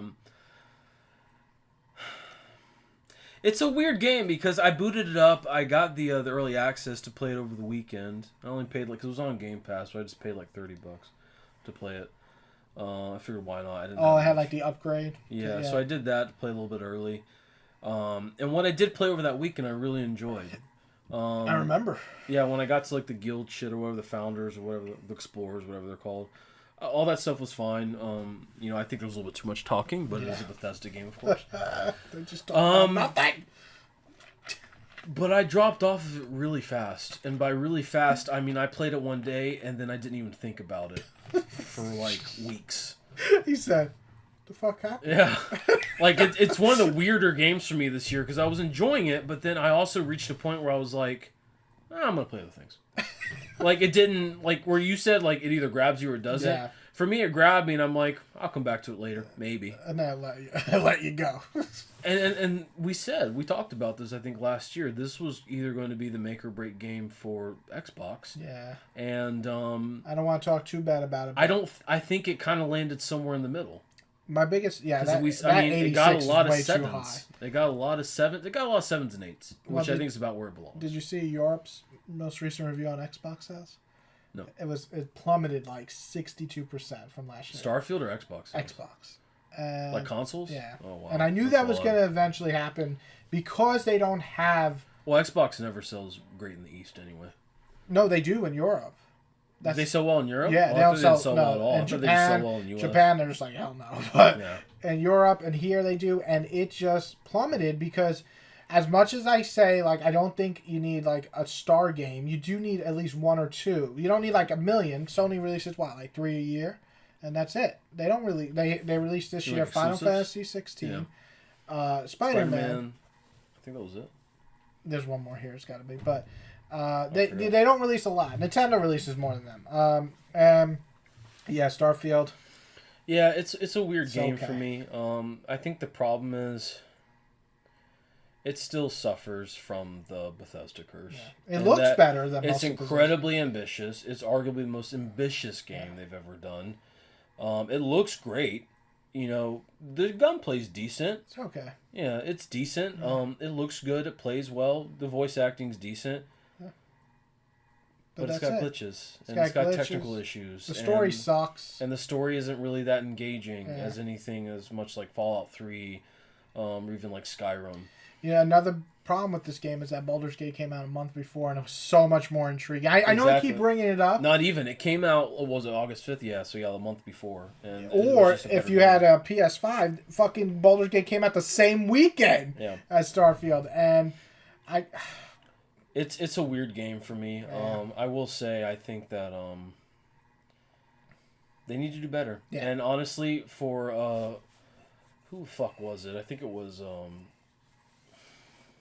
someone at Xbox. I forgot who it was. They came out and they said if Starfield shipped in its state today, it would be the least buggy Bethesda game that they've ever made. I'm like, bro, that is not the flex you think it is. Why would you say that? For a studio that you spent, like $8 billion on, that is not a good thing to say. Yeah, it's not a bad game. I will say it's not a bad game. I know I'm joking in the beginning, but game. It definitely didn't hook me. It kind of reminds me of like a clone of a Bethesda game. That more than it doesn't feel like a Fallout. Or the quality of Fallout, or Skyrim, or Oblivion, or Morrowind. It doesn't feel like those. And I know they were trying something new. This is totally different than all of them. But I really wish I did feel... I feel like Outer World is probably a better RPG / sci-fi game than this. I think it was better. I didn't even like Outer Worlds that much, but... You know what's funny? I saw someone say the other day, when they were talking about Fallout New Vegas... They said, once again, Obsidian proves that they make Bethesda games better than Bethesda. Well, it's kind of true. Obsidian is true. Obsidian's a much better storyteller Much better. And they're a much smaller studio. Yeah, and they don't have those glitches anymore because they got funding now. So yeah, for me, I'm just gonna say it's definitely not a contender. I might go back to it, but I can't confidently say that I will because it's not a contender. I think past Fallout 3 and 4, at least until Elder Scrolls 6 comes out. But now it's like I think Elder Scrolls 6 will definitely be better than this. Yeah, for sure. Yeah. They're gonna put everything. 100%. Well, because they got the bones. You know, you got the bones, and let's be honest. Besides Baldur's Gate and Dragon Age, there ain't no fantasy games that are like Skyrim. Huge fantasy games. Like those are the games. And so I could be wrong, and I know Skyrim's got a lot of shit over the years, but I love Skyrim. At least when I played it, I'm kind of afraid to go back, but. This will be the last thing I'll say about Starfield, and then we can move on. I think the reason why Starfield suffers is because it's too great for its own ambition of its creators. Try it too much. Because it's Fables. Yeah, it's like they definitely they made it way too ambitious, but the problem is Bethesda can't handle that ambition. Yeah. Even though they're a fucking huge studio, they've proven time and time again they can't handle the QA. Yeah. They can't handle it. So if you know that, you can't be making like, this is our biggest world we've ever made, and Todd Howard's going to tell fucking 10,000 lies out of his ass, and we're going to fucking sell you a $300 collector's edition with a piece of shit plastic watch that people are going to spend $600, $700, fucking $1,500 on eBay. Did you buy it? No. Okay. Fuck no. Are you kidding me? I told you I didn't buy that. I remember you freaked out one day because I'm like, I'm buying the, I'm going to buy the collector's edition because I was, and you're like, what the fuck? You're going to buy it for Starfield? I'm like, no, for Spider-Man. Okay, yeah, that was I wanted my 19 inches of Venom. Oh. Was it 19 or 18? 19. Oh, nice. But, yeah, I think Starfield... you know, that's a great comparison. I gotta say. Now that you said the ambition thing, it reminds me a lot of Fable. Like, you might have been a little too young for the first Fable's hype. You were more Fable. Okay. Fable had hype. I fell more into Fable during 2, though. But yeah, I know. I remember the first and Fable, they were like, oh, you could do all these things. You create your own adventure. Every little thing you do matters if you kill a random person. Like, none of that mattered. Like, they're like, your face will change. Yeah, if you go evil or if you get a scar, like you know. They made it to be a lot bigger than it actually was. So Fable was kind of like Starfield. Anyway, let's move on. I have enough for Starfield. Octopath Traveler, I've heard decent things about. Yes, I do want to play 2. 1 was pretty good, but I kind of got bored because what it is you play all these different stories, and they all start at different times and all eventually come together. But they're all like maybe like 4 hours, but you have to play them all to get the full story. It's like 12 characters, so it could be cool, but I got bored a little bit. This is I heard it has like the same climbing mechanics as like Breath of the Wild. Jasant, as Breath of the Wild and Tears of the Kingdom. It's on Game Pass. I'd like to try it. It's like a cute little like climbing game. I'd like to try it. Well, how about Remnant 2? It's good. It's good. It's good. I think 85%. Was that a little high? I think the first one sucked dick. So I think the first one was okay. I never even finished it, but I think that it launched in a weird space for me where I was playing so many other things when it came out that I fell off of it. When did it come out? July? Oh, wow. July 21st, yeah. That's a bad sign. It came out at a really bad time. But it's good. I think it feels better than Remnant 1. Yeah. It plays well. It looks great. It's got great level design and great enemy variety. And it's also a little scary. It's got some slight horror elements in it. But it feels good, and it's hard. I heard it's much better than 1, which makes me want to try it. I can already tell, like, the little I've played of it. I've played only like 4 or 5 hours. It definitely feels a lot better than 1. It definitely got funded, because the first one was more of like an indie game, a smaller studio, but it got a lot more funding this time. It feels a lot more refined. But not a contender. I would not say it's a contender, but it is one of the better games to come out this year. All right, let's move on to one that you did play a lot, or at least a good amount. Mortal Kombat! Yeah. Shit. I never thought I would say this, but disappointing. Yes, and also it kind of hurts me to say in a sense, even though I love Street Fighter and Mortal Kombat so much, I always love Mortal Kombat more. Yeah. I think Street Fighter was better than Mortal Kombat this year, and I think the reason for that is they're rebooting it now, of course. It looks phenomenal. Mortal Kombat? Gorgeous. Oh yeah. I'm talking about like fucking movie level cutscenes. I saw the cutscenes. Like it looks beautiful. Yeah. The voice acting's great. The writing's really funny.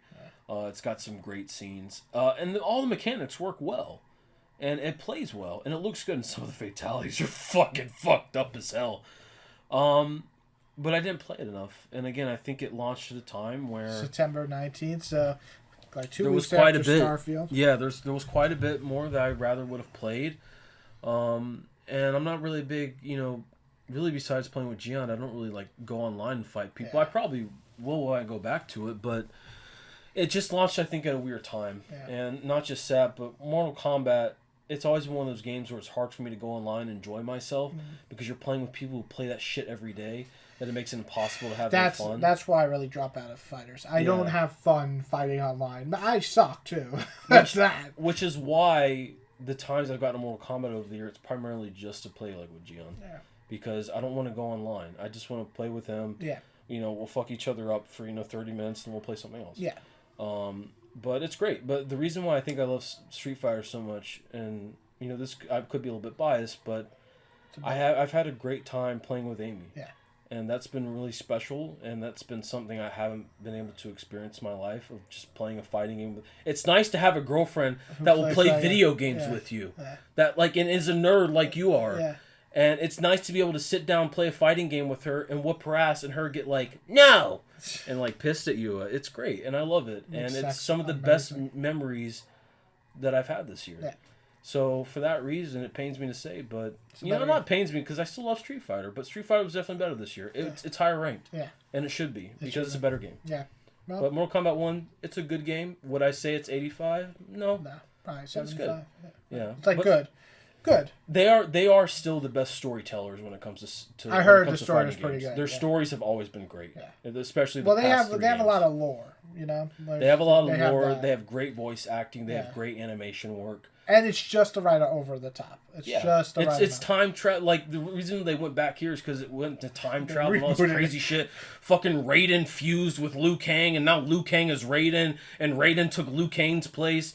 It's crazy shit. But yeah, I mean, it's good. I would say it's even close to great, but it's not as good as Street Fighter. There we go. All right, let's move on to. Wait, did that come? Oh, it was PC. That's Ratchet PC, and Clank, I want to talk about 2 games here. Star Wars. Can I see this? Yeah. Okay, so Star Wars. This game, I've actually been hearing a lot of good stuff about. Jimmy surprisingly told me it's really good, which he didn't like the first one that much. And so... It's larger scale than the first one. Well, that made me want to try, because the first one's issue was... I didn't finish it, but it's good. The backtracking. Yes. It killed it for me. I was really enjoying the first one. Very Metroid-esque. Till about, I say probably halfway or maybe a little bit more. And then you had to do the level again, but go a different way. But it wasn't that different. It was just like a different path. And it wasn't that different. That's my problem. And I don't mind backtracking if it's a short part of it. But by that point, I was just not getting it. And the story wasn't doing much. I hear this one's a lot more... It's a better paced. It's more interesting. It's better paced. The combat's better. And I think the story's better written. And it also has a lot more enemy variety. The first one did not have a lot of enemy variety. Yeah, I think it suffered from that. I definitely want to check it out. Did you beat it or no? No, I did not beat it. I probably got about a third of the way through. You liked it? But I love it, yeah. It's great. Again, is it harder than the first? I thought the first was pretty hard at points. Yes and no. It depends. Because you're stronger, right? I assume. You have more tools. Yeah, I think the first one was harder because you didn't have as many tools. Yeah, but this you have 4 or 5 different lightsaber stances as opposed to just one. Oh. Which was either in the first game you had dual blade or you had single saber. Yeah. This you have 5. Oh fuck. Yeah, so I like that variety, and you can switch him on the fly in combat. Oh. Which I think is really cool. You have a lot more different options. It's great if you want a great Jedi Star Wars game. It definitely checks all those boxes. It's got some technical issues on PC, but I did enjoy what I played. It looks great, and Cal's a great character. Yeah, he's very likable. Yeah. Yeah. All right, well, let's talk about one of the most controversial games of the year. Yeah. Hogwarts Legacy. Now, I know you went back to this, so I do want to hear your thoughts prior and then now, but here's my thoughts on Hogwarts Legacy. I don't really give too much shit about... I'm not going to get too into the controversy. I don't want this to be a big thing. I would say both of us are pretty liberal in our thoughts on that in terms of trans rights and everything. For the record, we are 100% condemn J.K. Rowling and all that she stands for. Not only that, just beyond the fact that she is a bigot and all that, whatever, she's also not a great writer. She's not. I don't know if you read shit after Harry Potter, but it hasn't been great. You don't like Fantastic Beasts? Did she write that? I don't even know if she wrote that. She but did write that. she wrote like 2 adult books. I can't remember the name after Harry Potter, and they both sucked ass. So I was like, yeah, you definitely were a young adult writer. Yeah. But besides that, Harry Potter is a big staple of my childhood. I grew up with it. I was out there at the book launches. I have to say, I don't know what I was expecting with this game, to be honest. I was just pretty open-minded. I think the combat is pretty fun. I love the combat. That's what keeps me playing. I think the overall look of it is cool. But then I'm like playing and playing. I'm going through school. I'm talking to people. I'm going to class. I'm like, this is why I didn't go to school.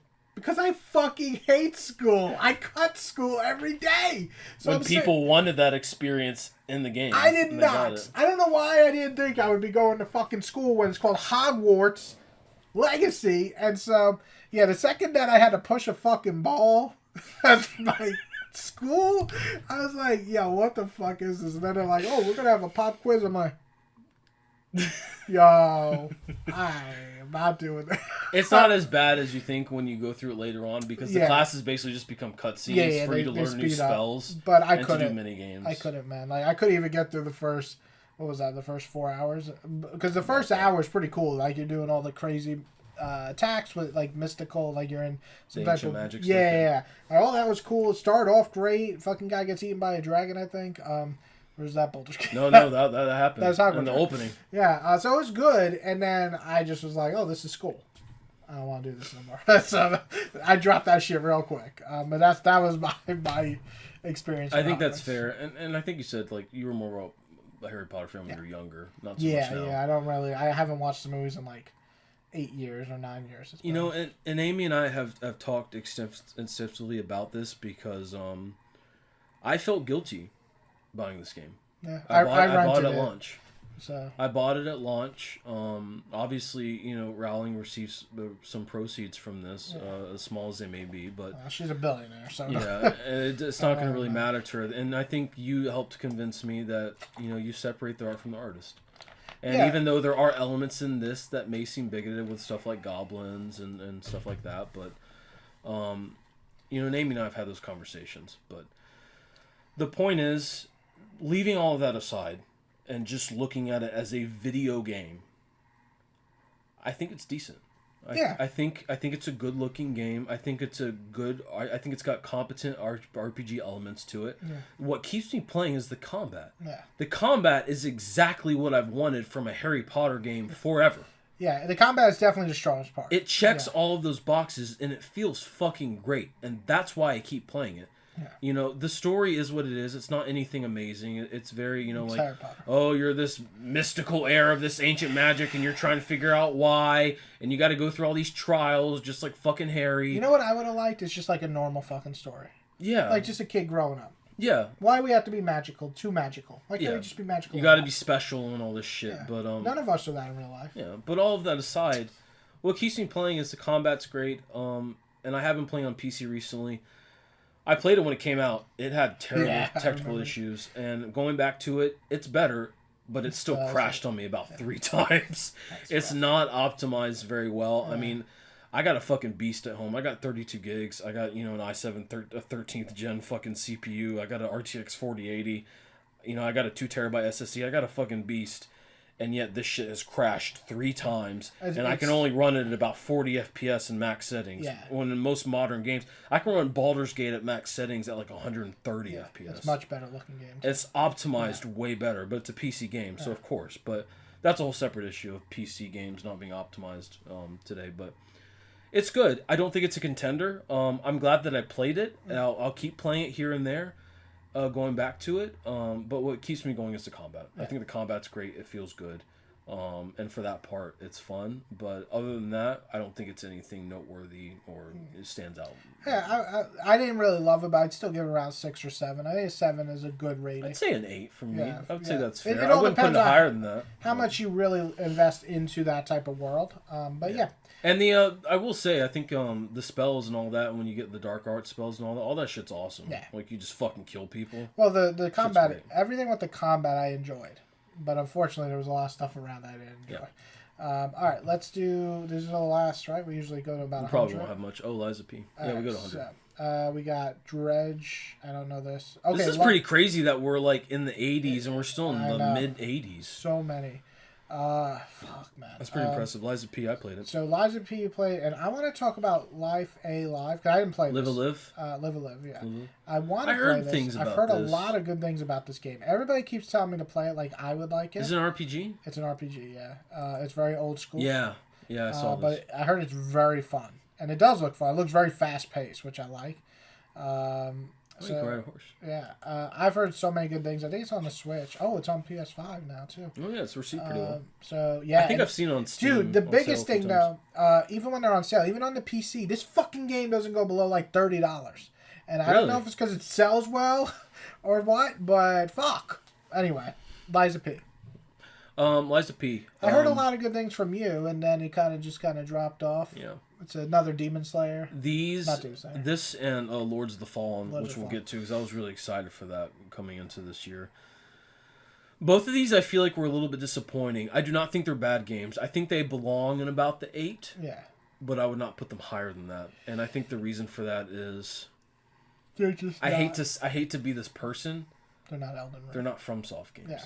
And they never will be. And, you know, the only FromSoft games will be FromSoft games. Yeah. You know, FromSoft is the only one that could do an Elden Ring, can do a Sekiro, Maybe can do a Dark Souls. It's just that the people that are from FromSoft, I feel like some of them have to leave and make a new thing to make something as good. Well, and Liza P wasn't Japanese. They're a Korean developer. Really? So they definitely have a lot of that really cool fantasy shit that you find like Korean MMOs, like Black Desert, because I think Black Desert's fun, but yeah, it's good. I love the world design. I think that's what keep you engaged. That's what interests me was the design in general. And it's a different take on Pinocchio's story. And I think all that stuff's really cool. I think the combat's good. It's got some interesting changes to it. It's not that hard. I don't think it's that hard for a Soulsborne. No. I think it's a little bit easier than something like Demon Souls. And I don't think Demon Souls is that hard. But yeah, it's good. I wouldn't put it higher than 8. It's worth talking about. I'm not going to add it to my list. Yeah. But it's fun. If you want to see a different take on Pinocchio's story and you want just like a different type of Soulsborne gameplay, check it out. It's on Game Pass. My thing is like most of these games I'm assuming that we're going to talk about won't probably be contenders, right? That's where we're at. We're kind of done with contenders, but let's see. They're worth talking about. Let's see. We still got quite a few more, so I'm going to skip some of these because I know. Okay. Oh wow, I don't even think Lords of the Fallen is on this list. Sagia 7. I can't believe that. We can go to one more page. Then debate. These I don't really know. So let's go one more page. Well, because we didn't get to 100 anyway. Yeah. Okay, so this will be the final page. We're going to start up top. What about Red Dead Remastered? They released that for $50 and they didn't do shit to it.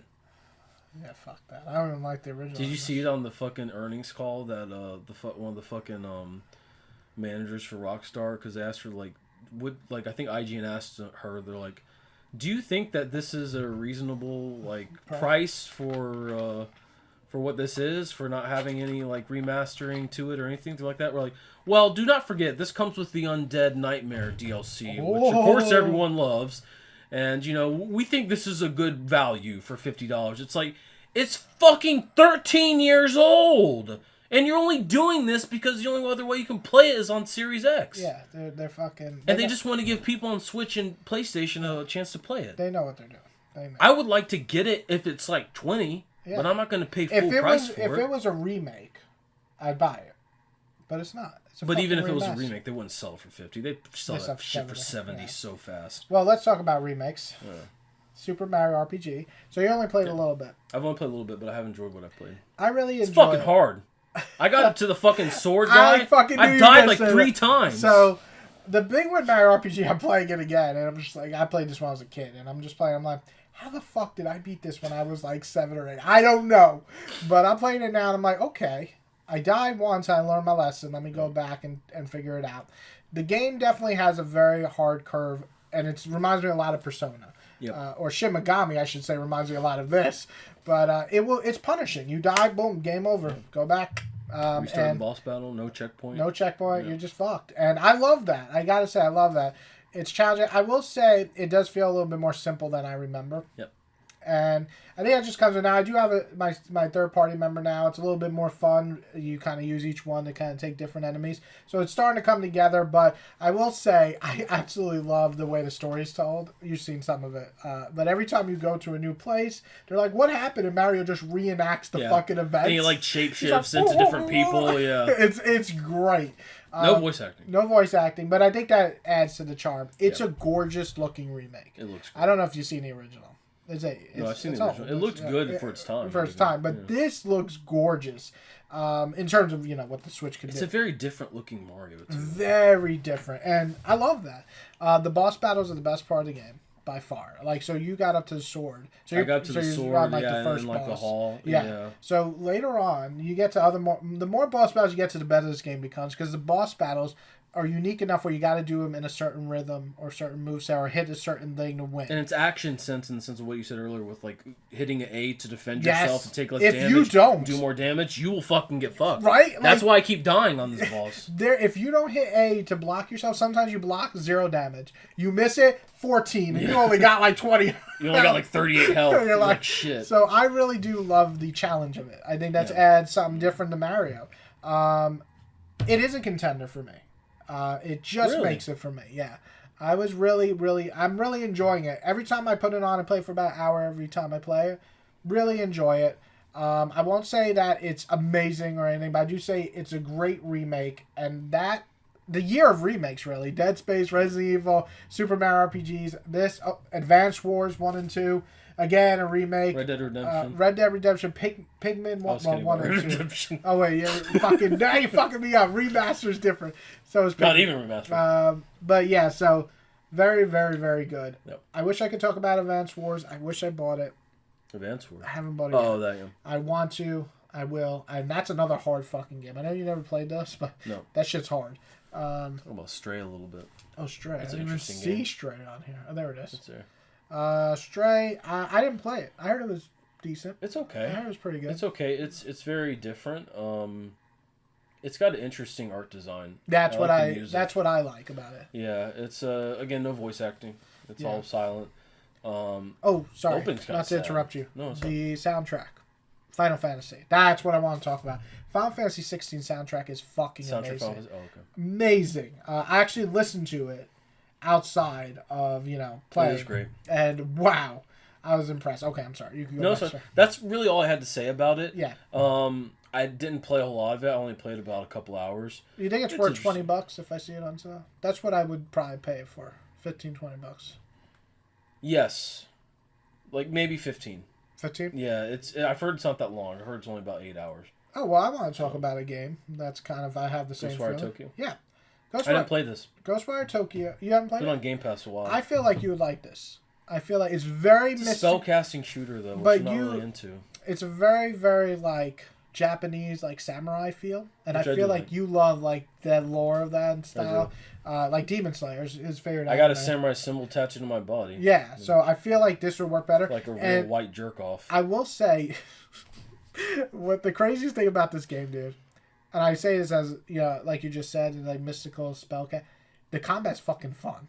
Really? You have to do it quick, and hard. You have to, you have to grab their souls out while other people are coming and, absorb it and shoot, other spells. Oh, that's kinda cool. So it's really fun. The combat's actually the strongest part. The art design looks cool. The art design, the story's great. My main issue with the game is that it is, this hub open world, and I feel like it would have been better if it was linear, stage. I feel like for me. But overall, very interesting game. 82, I'd probably give it around 7.58. That's a perfect score.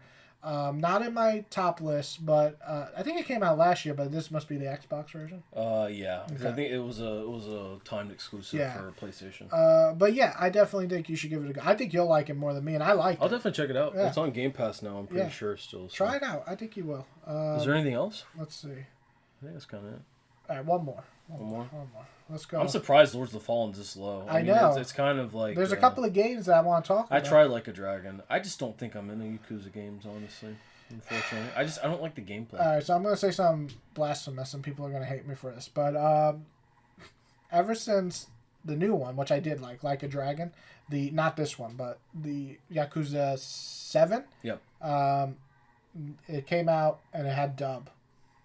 and I loved it. I loved it. Like, I was really into it, and I played the whole game. I beat it.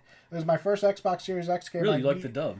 Loved the dub. Interesting. A lot of people do give props to that dub because it doesn't have many of the older characters, so they weren't redubbed. So it's all new cast. However, this game came out. It's not dubbed. And I'm sorry, man. If I gotta sit through a cutscene for like 20 minutes, and you gotta watch it the whole I time. need dub. Okay? Like, people are like, that point. how dare Unless you? it's like anime. Do you not watch anime? Yeah. And I don't. I don't watch in sub anymore, anime. And maybe it's just my attention span. Like, I will watch it. Don't get me wrong. I will watch a sub anime if I have to. Like, if it's like, there ain't no dub, I'm like, oh, well, I'm still watching it. But due so to you only watch sub if you have to these days. Pretty much. And sometimes I watch sub to compare, like, some scenes, like, what I like more sub versus dub. But for me, since my wife has problem reading quick, she can't really read sub. She'll miss the story. Yeah. And I feel bad, so I would watch dub. And dub you do have to read fast with sub. And dub has come a long way from what it used to be. Because trust me, coming from someone who's watched fucking Dragon Ball Z in the original dub and what it is now, it's great. But Like a Dragon, this one, the original Dragon Ball Z dub's great.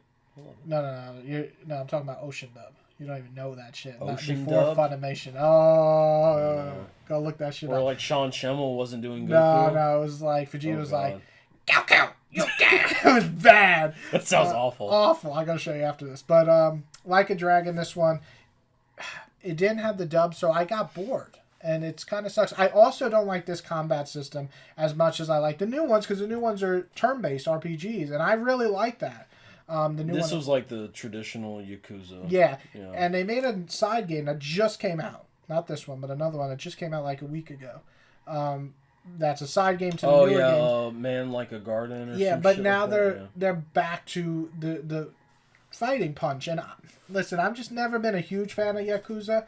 I've liked 1, I've liked 2, I've liked 3, liked 4, but that's when I started being like, okay, these are feeling a lot like the same. 5, I kind of gave up on. 6, the new combat system came in, but it was still kind of the same. 7, re-interests me. I really love the turn-based. This goes back to the old system. And so, couldn't get into it. Story's too long. Too many fucking cutscenes. How much did you play of it? I played it like a couple weeks ago. Hours. On a Saturday. I booted it up because I was kind of game bouncing. I couldn't decide on something. I think I played like 45 minutes. I'm like, I don't want to play this. Yeah, it's very story heavy. And see, it wouldn't bother me as much if I had the dub. I could be listening to it while doing other stuff. Which sucks because like I like the comedy of Yakuza, and I love samurai lore and history. This was very serious. But I was just I'm like, this is fucking like, goddamn, I'm gonna fall asleep. Yeah. And I think what it is, I think the only Yakuza I've ever really loved is 3. On PS3. That was the one I played all the way through, and I loved it. That was good. I loved the story. Gameplay was great. Side shit was awesome. I loved the environment. I loved that Tokyo and Okinawa. But I feel like every Yakuza I've played since then, I'm just like, I don't really want to do this. Yeah. Like, I feel like this is a waste of my time. Yakuza 0 is excellent. I think you would like it. I've heard good things about because that. it's very, very fun. Yeah, because Gion loves the Yakuza games too. I know you both do. I like Yakuza, but it definitely wore its time out. I mean, 9 games in, I'm like, it's very But aged, the turn-based RPG ones I'm in, so I'm very excited. I will try that one. I got it on sale. It's so good. Yeah. It's so good, and it knows what it's doing. Like, you literally make a party. It's like, just like Final Fantasy, guys. And I'm like, yo, this is Dragon Quest. Yeah, Dragon Quest. He's a Dragon Quest nerd. So yeah, good stuff. Okay, anyway, let's keep going. This is another Cold Steel game. Long. Wow. Still fucking... There's Have a Nice Death. That's the one I told you about. Oh, yeah. Yeah, it's like that 2D roguelike.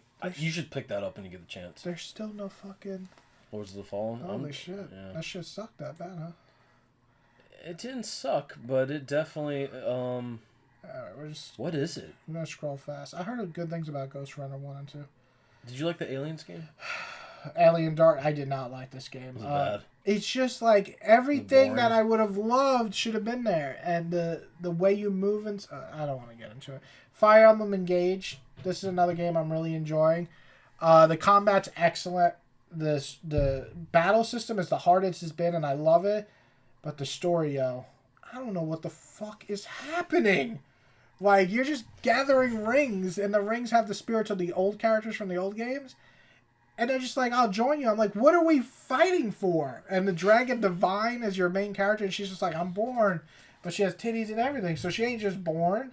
I don't know if she was sleeping. I'm not paying attention. I don't know. But I will say that... I saw some of the combat like a couple days ago. It looks cool. The combat you think I'd like it? I think you'll love the combat. You'll probably just press start on this cutscene. Combat looks great. The combat's so good because it's like 2D when moving in the field. But when you fight, it goes to full 3D turn-based, and you see all the attacks and everything. Yeah, so it looks... Are they flashy? Do they look good? Very flashy. I mean, very over the top. I might check it out then. Yeah, and it's on sale, $40 right now. I might do that. The other one... I never played a Fire Emblem. There's Fire Emblem Engage. This is a new one. Fire Emblem Three Houses. That's the one that came out a few years ago on the Switch. That one is a much better story. It's like Persona. Like you join a faction. There's 3 kingdoms, and once you join one of them, it changes the story completely. Totally different. Oh, that's cool. Yeah, it's awesome. Like Dynasty Warriors. But much better. Yeah. You build your own kingdom, and they have a feature on these games that people like to keep on. When you die in combat, one of your people, they're dead forever. That's fucked up. I turned that off. I turned that off for this game because I was like, I am about to lose people. I only know 2 Fire Emblem characters. Can you guess who they are? Roy and Marth. Yeah. That's the only 2 I know. I knew he was going to say that. Anyway. And I know him from Smash Brothers. Yeah, but I fucking know Roy from Smash Brothers. That's where I first learned him. Smash Bros. Melee. Yeah, Melee. Yeah. That's when I first learned him. Fire Emblem, though, is a great, great series. This is a great game, but the story is so fucking weird and so different than the last one. I don't know if I'd put it in contender. Should we go 200? I mean, we're almost there. All right, let's. It was a good year. We can make an exception. All right, let's do this. Call of the Mountain, Horizon. That's the so you're right. VR2 game. You're right. 79. I told you. But look how high the user rater is. This game is fun, dude. Yeah, it was cute. I'm playing this with my daughter. I didn't know this came out this year. I didn't know it came out this year either. I love this game. I've been playing this with Sarah. Now it's a contender because I didn't know it came out this year. Really, really fun. If you like 2D Kirby.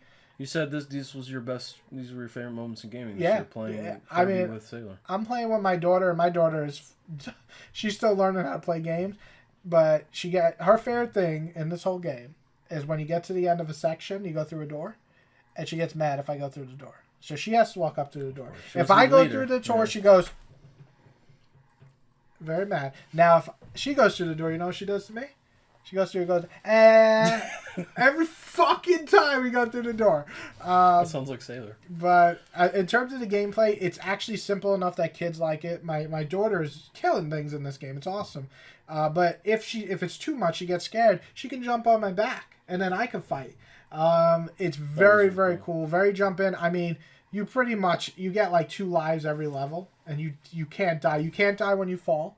Something brings you back up. Because you have a health bar in this, which is cool. Yeah, you have 2 health bars. You go through the one, you have another, and then you just get a health thing that goes all the way back up. Is it easy, I guess? It's very easy. Okay. Now, you can turn off some of those features. You can turn off the health bar to just 1, and you can turn off to pick you up.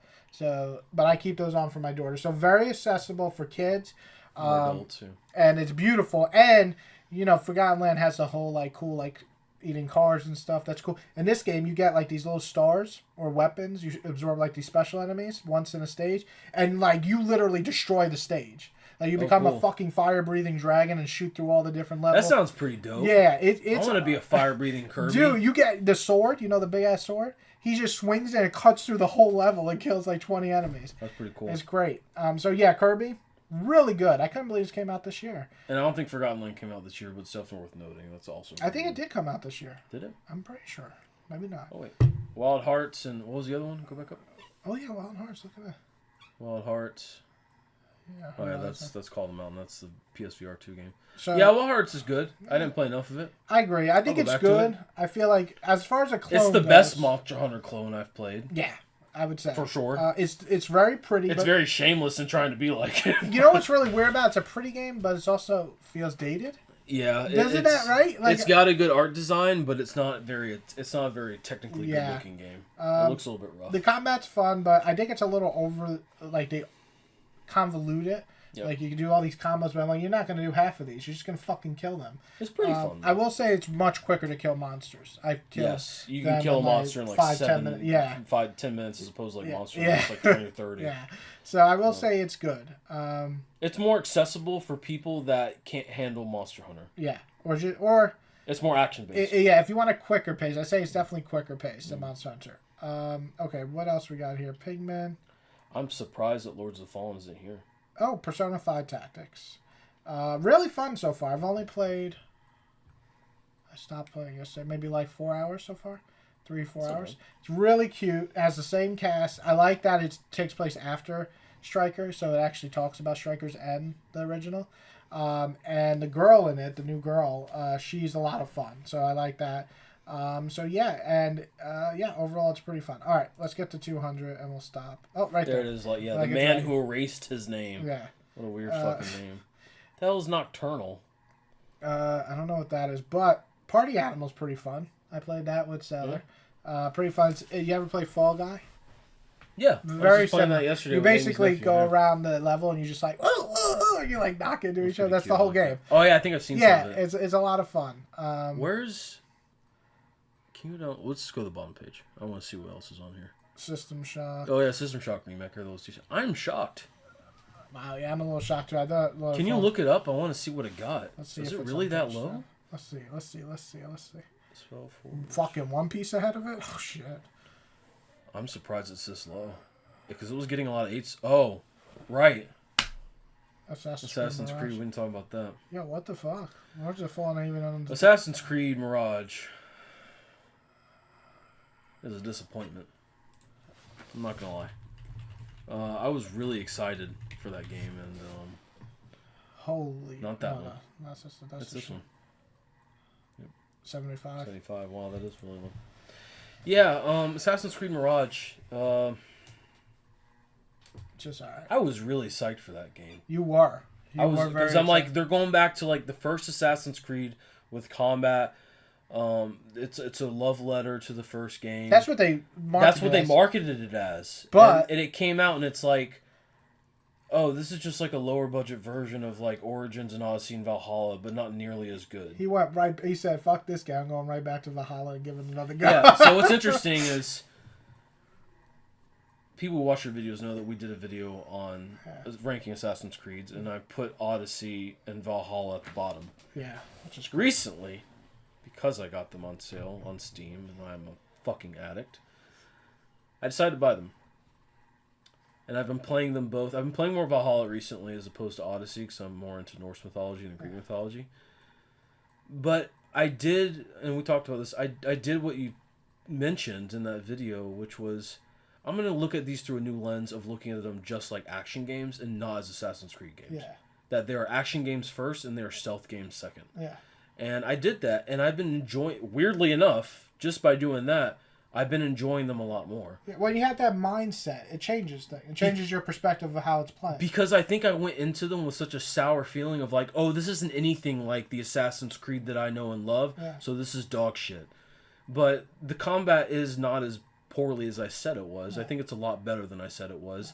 That skill tree in Valhalla actually makes somewhat of sense when you're trying to work your way towards new abilities. Yeah. I don't like how it's like, oh, you got 2 skill points and you get these 2 little things.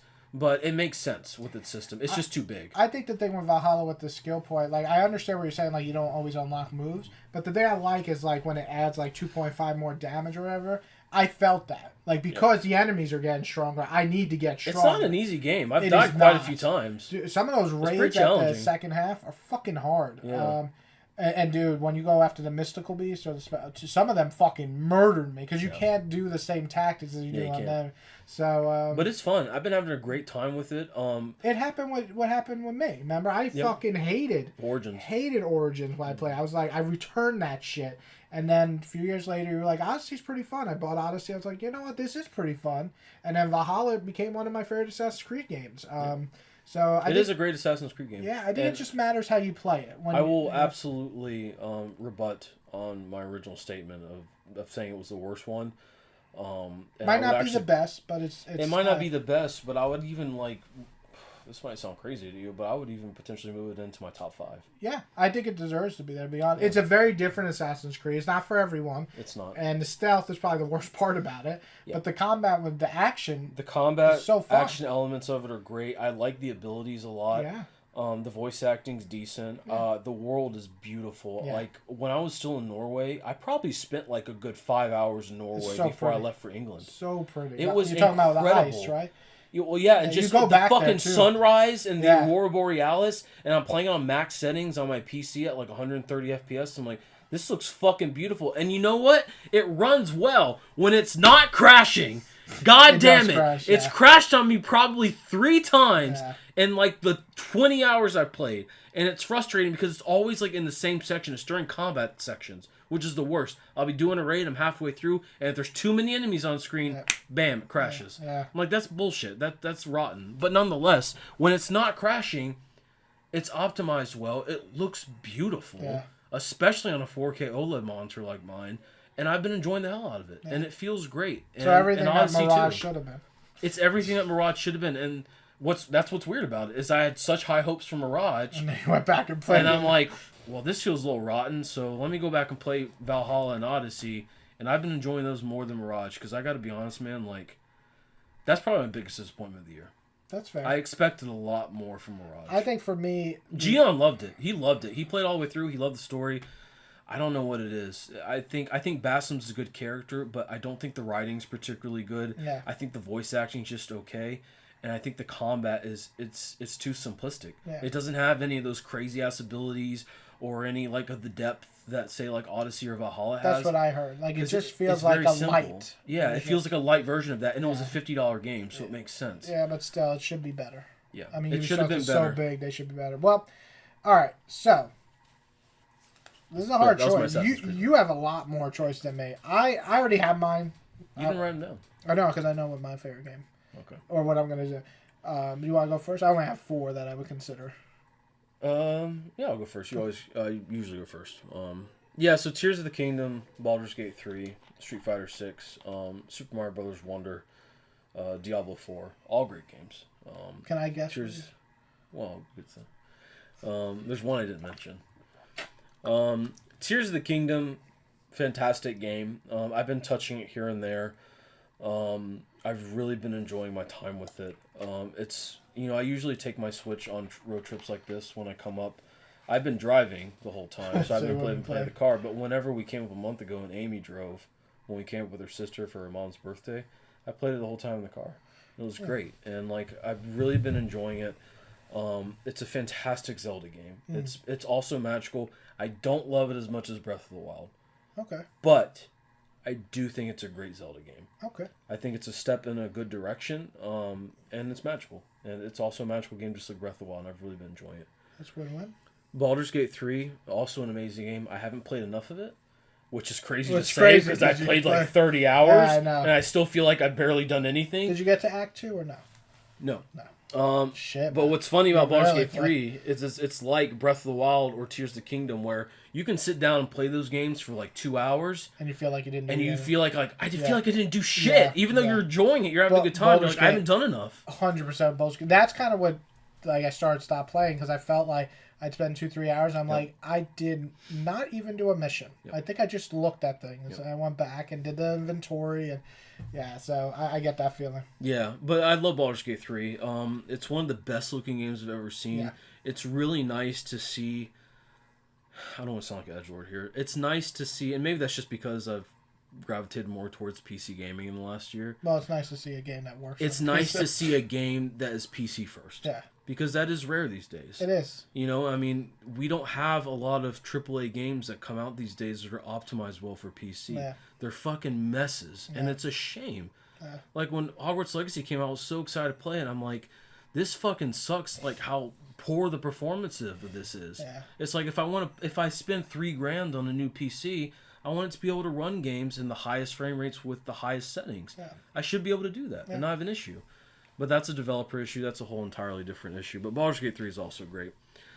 Super Mario Brothers Wonder, fantastic. I've really been enjoying the time that I've played with it. Amy was not really a fan of it, but She's not really into 2D Mario games. Yeah, I just don't think she's that big of a Mario fan. Yeah, that's fine. Which I think it's not for everyone, but it's kind of like Metroid for me. I've never been a huge Metroid fan. But we grew up playing Mario games, and we both love 2D Mario games. I personally prefer 2D over. I like 3D, 100%, but 2D is always going to be it's what started me as a gamer. I mean, exactly. Like probably my first game was Super Mario Bros. And Super Mario Brothers. Yeah, and then Game Boy, Super Mario World, right? Those games. Well, yeah, I played Super Mario. I played a lot of Super Mario Brother World. Yeah, like those games were phenomenal. Super Mario World was a fantastic game. Phenomenal games. But I've really been enjoying it. We both are definitely more 2D fans than 3D. Super Mario Brothers Wonder, fantastic game. Diablo 4, also a great game. However you feel about Blizzard, they do some things well and they don't do some things well. And one thing they do well is dungeon crawlers. And I would say it's arguably their best franchise, if I'm being honest. Blizzard? Yeah. Because I'd stay Starcraft. You remember back in March, whenever I got back in World of Warcraft and I spent about $250 on World of Warcraft merchandise? There's World of Warcraft and then there's Warcraft. Two very different games. Well, yeah, we need another Warcraft game. Yeah. Like a legit Warcraft, like the RTS. I would love to see that. I would love to see that. They just put out a mobile game called Warcraft Rumble, which I haven't played yet, which is like that. I personally love Warcraft 3, and I love StarCraft 3. Those are great games to me. I would love to see more of that, but we probably won't get that much from them. I don't think so either. My runner-up for this year is Street Fighter 6. Whoa. Which I was not going to this expecting, but after seeing this whole list, some of the best moments I've had this year have been playing this with Amy. That's what matters. That's what gaming is really about. It's about the connection you have with your friends and your loved ones, whether it's your wife or your girlfriend or your daughter. Yeah. That's part of what makes gaming so great. I agree. I mean, we met over video games. That's right. So I think for that reason alone, Street Fighter 6 has to be my runner-up. It's also an amazing game. It's fucking number 9. Yeah. 9 of the whole year. And it's a better game than Mortal Kombat. That's an atrocious cover, though. But besides that... Luke's an asshole. He's a fucking jerk-off. It's just such a lifeless cover when you have so many good covers for Star. Amy keeps calling him a fucking war criminal because he's basically a PMC mercenary who is a PC gamer and he hates horror games. So he's just such a fucking jerk off because he's always being like, not bad. And just when he does his fucking level 2 one where he just beats the shit out of you, which I love, he just goes, beast mode, baby! He's such a fucking jerk off. He's such a fucking jerk off, but I love him. I fucking love Luke. I do love that, though. But point being, some of the best times I've had this year have been playing this with Amy on our couch. It's been great. Shit, I thought it was going to be your number 1. Now it's been a lot of laughs. It's been a lot of, her getting pissed at me because she's competitive as hell. Which, to be fair, I have a lot more experience with Street Fighter than she does. She grew up playing Dead or Alive, so she has more experience with 3D fighters. And she can kick my ass in Dead or Alive. Yeah. She can. I love Dead or Alive. Yeah. That's the other fighting. But Street Fighter and Mortal Kombat have always been my digs when it comes to fighting games. But for sure, even though I have not beaten it, I think my favorite game of the year definitely has to be Spider-Man 2. Really? Yeah. And I think the reason for that is... just the most fun. I've had the most fun with it single player. Yeah. Multiplayer, it's definitely been Street Fighter. But single player... Yeah, that's the game. What I've invested into it, I think, has been the best moments of the year for me for games that have not come out this year. Okay. Because I've played a lot of games that came out last year or a few years ago, like Valhalla and whatnot. And I've had great times with that. But in terms of games that have come out this year, this is it. The best experience I've had has been with Spider-Man. And that's primarily been due to the combat, the set pieces. It's a beautiful world. It's a beautiful world. The voice acting stellar. Yeah. I haven't even gotten to Venom yet, and I can't fucking wait. Yeah, it's pretty. I mean, the beginning of Venom is epic as fuck. It's the very late half or the late part that I didn't love, but everything else I really liked. And I feel like I owe it to make it my favorite too because I loved Across the Spider-Verse. Amy and I went into it being like, "Fuck that movie." I think it's my favorite movie of the year, to be honest. That fucking ending, goddamn, so fucking. It's a great movie. Yeah, it's an amazing. We both walked out fucking jaw dropped, shit. That was great. Yeah.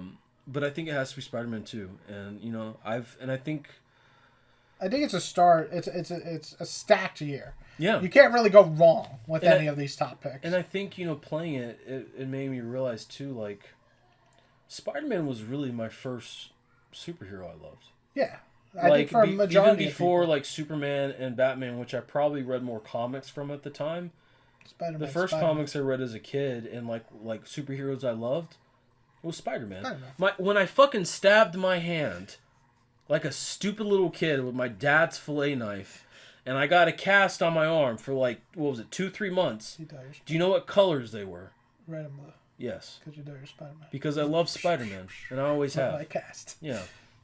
Like, I think Spider-Man is considered the most popular superhero character. Which is crazy to think about when you think about how many there are. Yeah, and you think about, Superman, Batman been around almost 15, 20 years longer. Superman's been around for what, since almost the 30s? Almost I mean, 100 I'd years. say the reason Spider-Man is so big is not only can kids relate and like him, but adults can still enjoy him. And Peter's probably the most relatable. Yeah, he's definitely character. one of the most, You know, when you think about, like, a kid who struggles, he's fucking broke all the time. Always. He works 2-3 jobs. He's like everybody else. Yeah, he's a college student. He's just trying to make it, but he's also a genius. Yeah. Like, he does a thankless fucking job, Yeah. that no one knows about. Everyone hates him, and they're annoyed by him. It's just, and it's great. But for that reason, too, I fucking love Miles. Yeah. Like, he's I love the young Peter, version of it. Yeah. and I love Peter, but I would say Miles is probably my favorite Spider-Man. Yeah. Because I love Miles' personality. I love his character. I love that he's a black Latino character. I think that's great representation in comics and video games. I mean, Across the Spider-Verse, Miles is by far one of the best versions of Spider-Man I've ever and Into the Spider-Verse. read. I mean, you've watched a lot, you've read some, you played a lot. I've read too much, and still Across the Spider-Verse Miles is hands down one of my favorite Miles. I like Spider-Man Miles in Spider-Man games. He's good. He's not great, but he's good in his own story especially. And I really like him in the comics now. But Across the Spider-Verse, they just do something with this character where every struggle he goes to, you can relate on some level. Acceptance. Because you're like, shit, this being kid's different, going through it. Trying to care for his family, trying to be a good student. Like, we've all been there in some phase of our life. His love life, wanting to love a girl but can't. Like, there's just so much. And also the great responsibility of being Spider-Man is perfectly represented right in that storyline. So, yeah, to me, I think Across Spider-Verse, Miles is the best. But I do love the Insomniac. I do. I like this. Well. I like Insomniac because he's nerdy. Yeah. He's like a nerdy guy who's kind of cool. And he's got great hair in this. You know how many people hate his hair in this? Like, I know. I don't know why. He looks fucking great. I think he looks cool. He just had a shaved head in the first one. Give him something different. Now, I'll say this. The first Spider-Man game, he looked awful. But I liked him in Miles. And I liked him. Well, he looked younger. He looked more like a kid. Yeah, but it was a terrible haircut. Yeah, it was true. But that Miles game, he looked real good with the shape of it and all that. And then he looks pretty cool in this. Except that last costume. You haven't seen it. It's terrible. But awful, dude. Is it not like comparable to like Peter's Doc Ock suit at all? No. It's like a fucking ad for Adidas. With the fucking with the hair sticking out. I'm like, dude, what the fuck? And the shoes that you can actually buy. Yeah, that's terrible. Yeah. But anyway, so Spider-Man would be your one. I think it would be Spider-Man, and it's kind of hard to say because I still haven't beaten it, but this was a little bit tough for me because it has been such a big year. But I think, in terms of what I had the most fun with that has come out this year, it definitely, I think, has to be Spider-Man 2.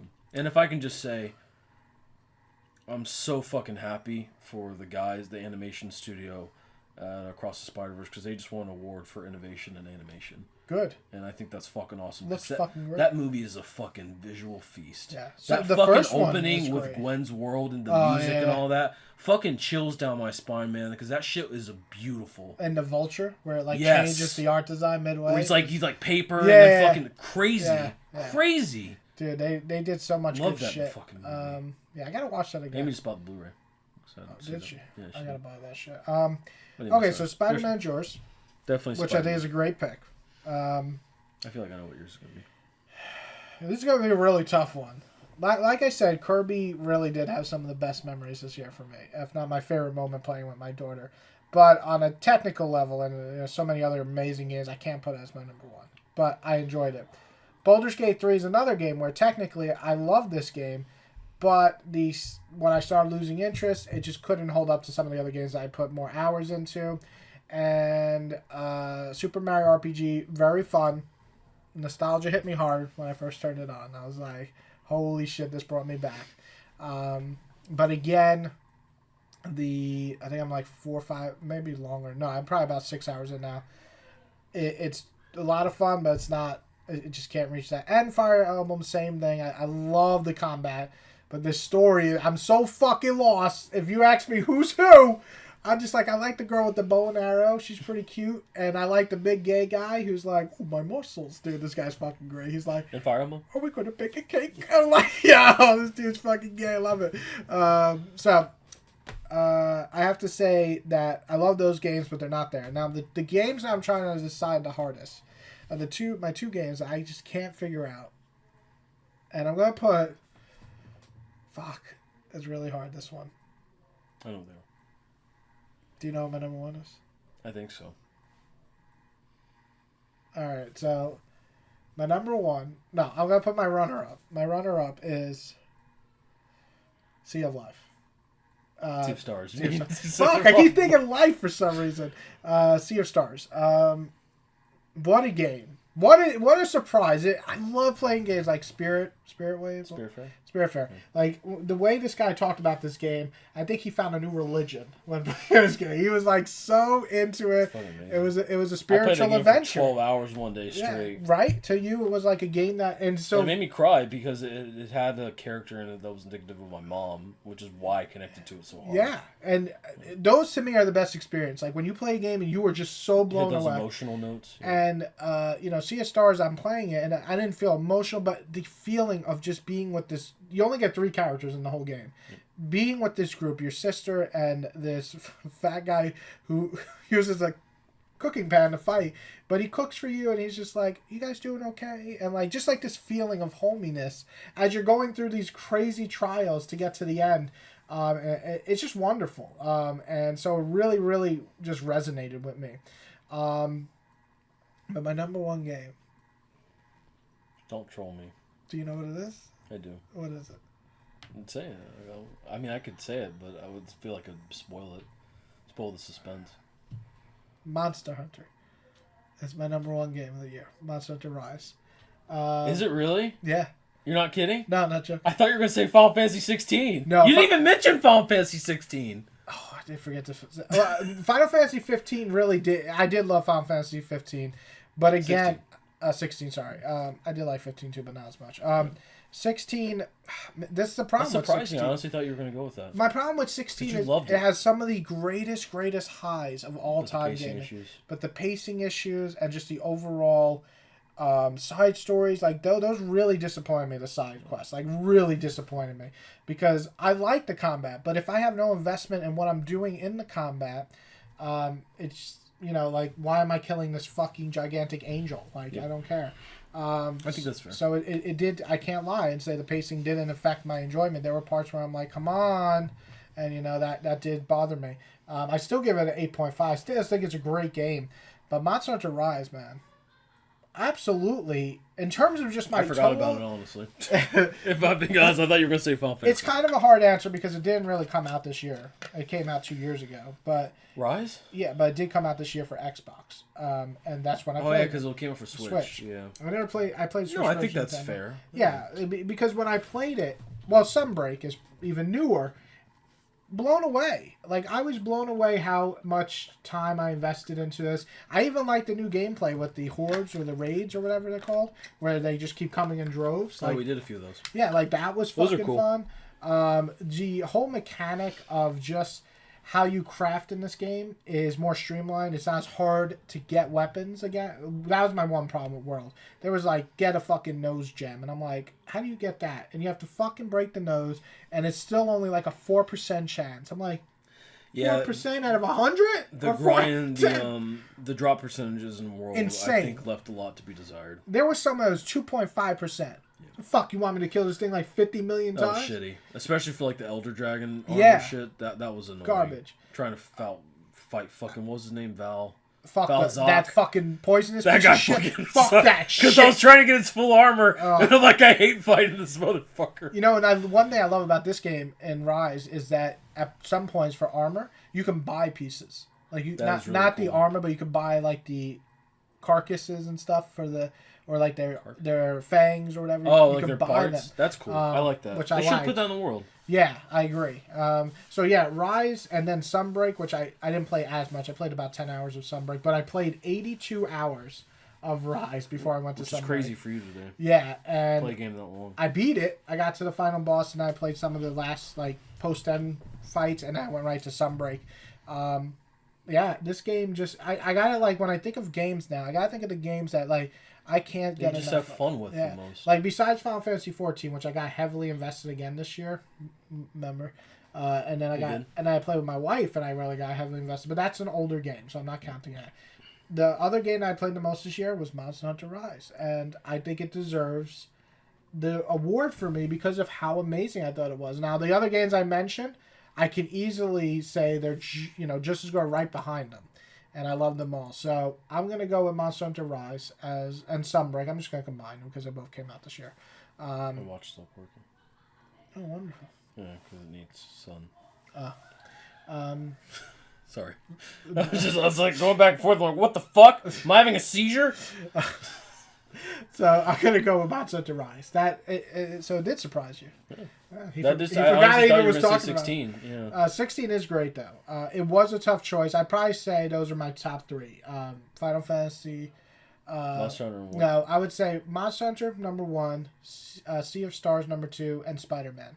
I didn't talk much about Spider-Man because pretty much I agree with everything you said. It's just that the story issues at the end, and I didn't feel as emotionally invested as the first one really made me cry. I'm not joking.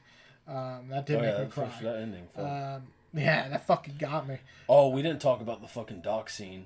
I fucking love that scene so much whenever Miles is holding the dock. Oh, and Peter's saving everyone. He's got the fucking helicopter with fucking Mr. Negative. Dude, and I'll say that the whole Mr. Negative and Miles story when you get to the end, absolutely amazing. All that stuff. They do so much good shit you're about to get to, like so much good shit. I'm excited to see that. You'll love that. Anyway, Monster Hunter Rise is mine. Spider-Man 2 his. And this is like a 3-hour video. So it'll be fun, though. We haven't done a video this long in a while. If I can say, too, there's one more game coming out this year, which I honestly thought we were never going to get. What's coming out? Oh. I heard it looked like shit. I think it looks great. I don't know. I'm just saying. I know I got a bunch of shit for people. There's a game that's coming out next month, which we honestly weren't sure if we were going to get it. Primarily because it's developed by a very small studio. It's their first game they've ever made. They didn't take outside funding at all. They didn't take pre-orders. No, it's self-published. You can give a fucking chance, man. Fucking indies. The Days Before. Days Before, I've been looking forward to it for a while. It's one of the main reasons I wanted to get a PC as well. It looks fantastic. One of the reasons, yeah. I also think Blight Survival looks fucking amazing. Too many zombie games. Well, and yeah, I agree with that in the sense, but this one looks a little bit different, which is why I'm looking forward to it. Because it's an MMO, which makes it's like an open world MMO. Zombies. Did you see what that shit got? Fucking story got a 4. That's bad because that's the only reason I play. You know what's funny? IGN said what you say all the time. They're like, it committed the most unforgivable sin an action game can do. It's boring. It's the worst thing you can do. You can be bad and you can make fun of it. If you're boring. The problem with Call of Duty is like, what else can they do? Yeah. They've done World War II a fucking billion times. They've done modern games a billion times. Yeah. There's nothing else they can do that'll make it impressive. Because they did futuristic with Black Ops or whatever. Yeah. But anyways, futuristic. But The Days Before looks great. I can't wait for it. It's going to be an early access, and it's also only a $50 game. So, and they're working closely with NVIDIA. It's going to have RTX support. When does it come out? December 7th. So in 2 weeks, come back and see if he thinks it's good or garbage. Yeah, but I'm looking forward to that. That's probably the only other game I'm looking forward to this year. I think next year... there's not much I know that's coming out. Well, for me, I know we just more dissing Yakuza, but the next Yakuza comes out, which is turn-based again, and it's the same cast as the last game. Is it a sequel to Like the Dragon? Yes, oh, cool. And that makes me excited. That comes out fucking January 26th, right next to my birthday. For some reason, every year... There's a game that comes right next to my birthday. Last year was Fire Emblem Engage. Oh, right. And this year it's fucking Yakuza Like a Dragon 2. I feel like there's other stuff coming out in January that there I is. remember. There's one more game, and I can't remember. I can't remember what it is, but there was something coming out where I'm like, oh, I'm interested in that. There's definitely some games coming out. I'm not... Well, we're about to get a lot with the Game Awards. We're going to get at least, I'd say, 4 or 5 trailers. We might get a Switch 2 announcement. Well, in 2 weeks, we have arguably one of the biggest announcements in gaming of all time coming out. Which one? Rockstar's finally releasing a trailer for GTA 6. That is true. I mean, which is fucking insane to think about. One thing I'll say about Rockstar that I do like, when they release a trailer, that means that game... You watch it. And not only that, that game is coming out within 6 months. It ain't no fucking 2026 it's coming out. They released a trailer for GTA 5, though, in 2012. I mean, it came out, I think, in April, right? It came out a year later, because they released a trailer in fall of 2012, and then it came out like a year later, like in September. I feel like we're gonna get Grand Theft Auto like summer. You really think it could be that? I think they're gonna announce it for the summer, but then it's gonna come out in the fall. You know, I feel the Grand Theft Auto is a good stretch. I see that game, honestly. I see that being a fucking summer 2025 release at the earliest. Nah, I say fall 2020. I mean, I hope you're right. I say that because it's the game they've been working on since Red Dead, and it's a long time. And well, they've been working on it since 5, but they've scrapped it so many times. I think so. And then they had the leak that they dealt with, which was not good for them. Yeah, I think it's coming out. I hope it does. Yeah, I mean, I think we're getting that next year, and I think we're getting Monster Hunter, because Monster Hunter World released a trailer. Well, you weren't in Monster Hunter World released a trailer in November, and then came out in March. Oh, right. The first trailer, and then came out in March. That's only 5 months. Yo, if we get a March Monster Hunter World 2... 4 months. Yeah, whatever. We get that shit, dude, I'm going to be... Oh, the year's already starting good. If we get Monster Hunter World 2 in March, I'm going to go crazy. I remember now. I guess it's not really a big thing, but January 18th, they're releasing the remastered for Last of Us Part 2. Yes, that's interesting. I wasn't interested until they said it was $10 for an upgrade, and I think I bought that digitally because COVID was happening. I think you did too. And so I'm like, which is good. $10. That I can do. I'm definitely getting it. Yeah, for $10. Last of Us Part 2 is my favorite of all time. I wanted to play it anyway again. Like, I've been feeling that itch because I just finished Last of Us Part 1 remake. That game is so fucking good. Yeah, I'm ready to replay it. I like to. I wonder if my problems would be the same. My problem of, like, I feel like they should have, like, switched back and forth more. I haven't. So I've been replaying it for, the third time now? Because Amy's been watching me play it. She said she wouldn't play it. She's like, after Part 1... I can't play through this. I'm gonna have to like watch you play it. You know what's crazy is that Amy played it, beat it, right? Part 1? Beat it. And Kelly did too, and she still hasn't played 2, though she watched me play a lot of it. And for some reason, she's the same way. Like, not that she cares that Joel died or anything. She's just like, I don't know. It seems a lot more, and it is a lot more. Yeah, it is a lot more in the combat. It's much more deep, and there's more ways for you to get killed. But there's also more accessibility of how you can make the enemies much weaker and stuff, which I like. Which is always a great thing to see with Sony's games. But the biggest reason with Amy is that Last of Us Part 1 stressed her out. Yeah, and I think 2 would give her a panic attack. Yeah, I agree, dude. But I love that game. And, that game came out at such a weird time that, like, as dark as everything was in the world with COVID... Let's give you one of the darkest games of all time. Take away just the story, the controversial story. Yeah. The gameplay is so good. So good. Brutal dude, there's shit. a part where I was like fighting 6 or 7 guys and the motherfucker came up, I shot with a shotgun, motherfucker goes, slid Sorry. all of that was great. But anyway, we're going on too long. Yeah. But this was fun though. This was fun. And we'll see what they do with the multiplayer. Yes. That's put on hold. That pissed me off. I was expecting him to announce that as the big announcement. I was hoping too. But now, like you said, it's put on. Well, wait, did the Game Awards already happen? No, the 7th of December, so we got time. But they said it's on hold indefinitely, but then they said it's not. So I don't know who to believe, But I'd love to see that. I would love to see it. I would love to see an open world multiplayer Last of Us game. Yeah, like despite people just like shitting on Last of Us 2, and I think a lot of them either just too dark for them, or they enjoy it, or they're just fucking trolls. the gameplay is so solid. I would love to see that translate back into the multiplayer, which I love factions from the first game. Yeah. So I would love to see it. But anyway, this Are you year. Cut all this.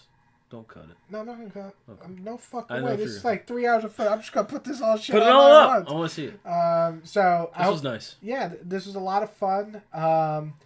And there's so many games this year. This is a fantastic year. Out of all the years we've ever did, this might be like one of my top 3 years. Like, really? Like, look at it. Look how many fucking bangers there were. I didn't even get to play some of them. I didn't get to play Alan Wake. I didn't get to play Jedi. I didn't get to play fucking Advance Wars. I didn't get to play a lot of these games I want to play. And that's great. Like, I think that's great. And that's something that I feel like so many different genres. It's been a very diverse year. Look at this. Action-adventure, for one. Yeah. Baldur's Gate RPG. Alan Wake 2 is a fucking horror game. Resident Evil, a shooter horror. Street Fighter 6, a great fighting game. Super Mario Brothers Wonder. Platform. There's there's 5 different genres in the top 10 games rated this year. Fantastic. This is what I love to see. The diversity of different games. Instead of every year it's like a bunch of shooters or a bunch of RPG adventure games. Like, I like to see so many different ones. It's nice to see a year where Call of Duty gets a 4. Yeah, fuck Call of Duty, it's fucking bitches. I told you motherfuckers years ago. I said it sucked when I was a kid, and I still say it sucks. But anyway, that's it. That's all we got. That's all we got. You tell us, what are your favorite games of the year? What are some of the games on here, maybe not even listed on here? Touch his nipples. Ooh. Get in those feelings. If you're listening to this and not watching, I need you to open up the window right now. Just look at this. Always be there when you're very young. Magical adventure for you. Are you watching this, Amy? This is it. This is your future.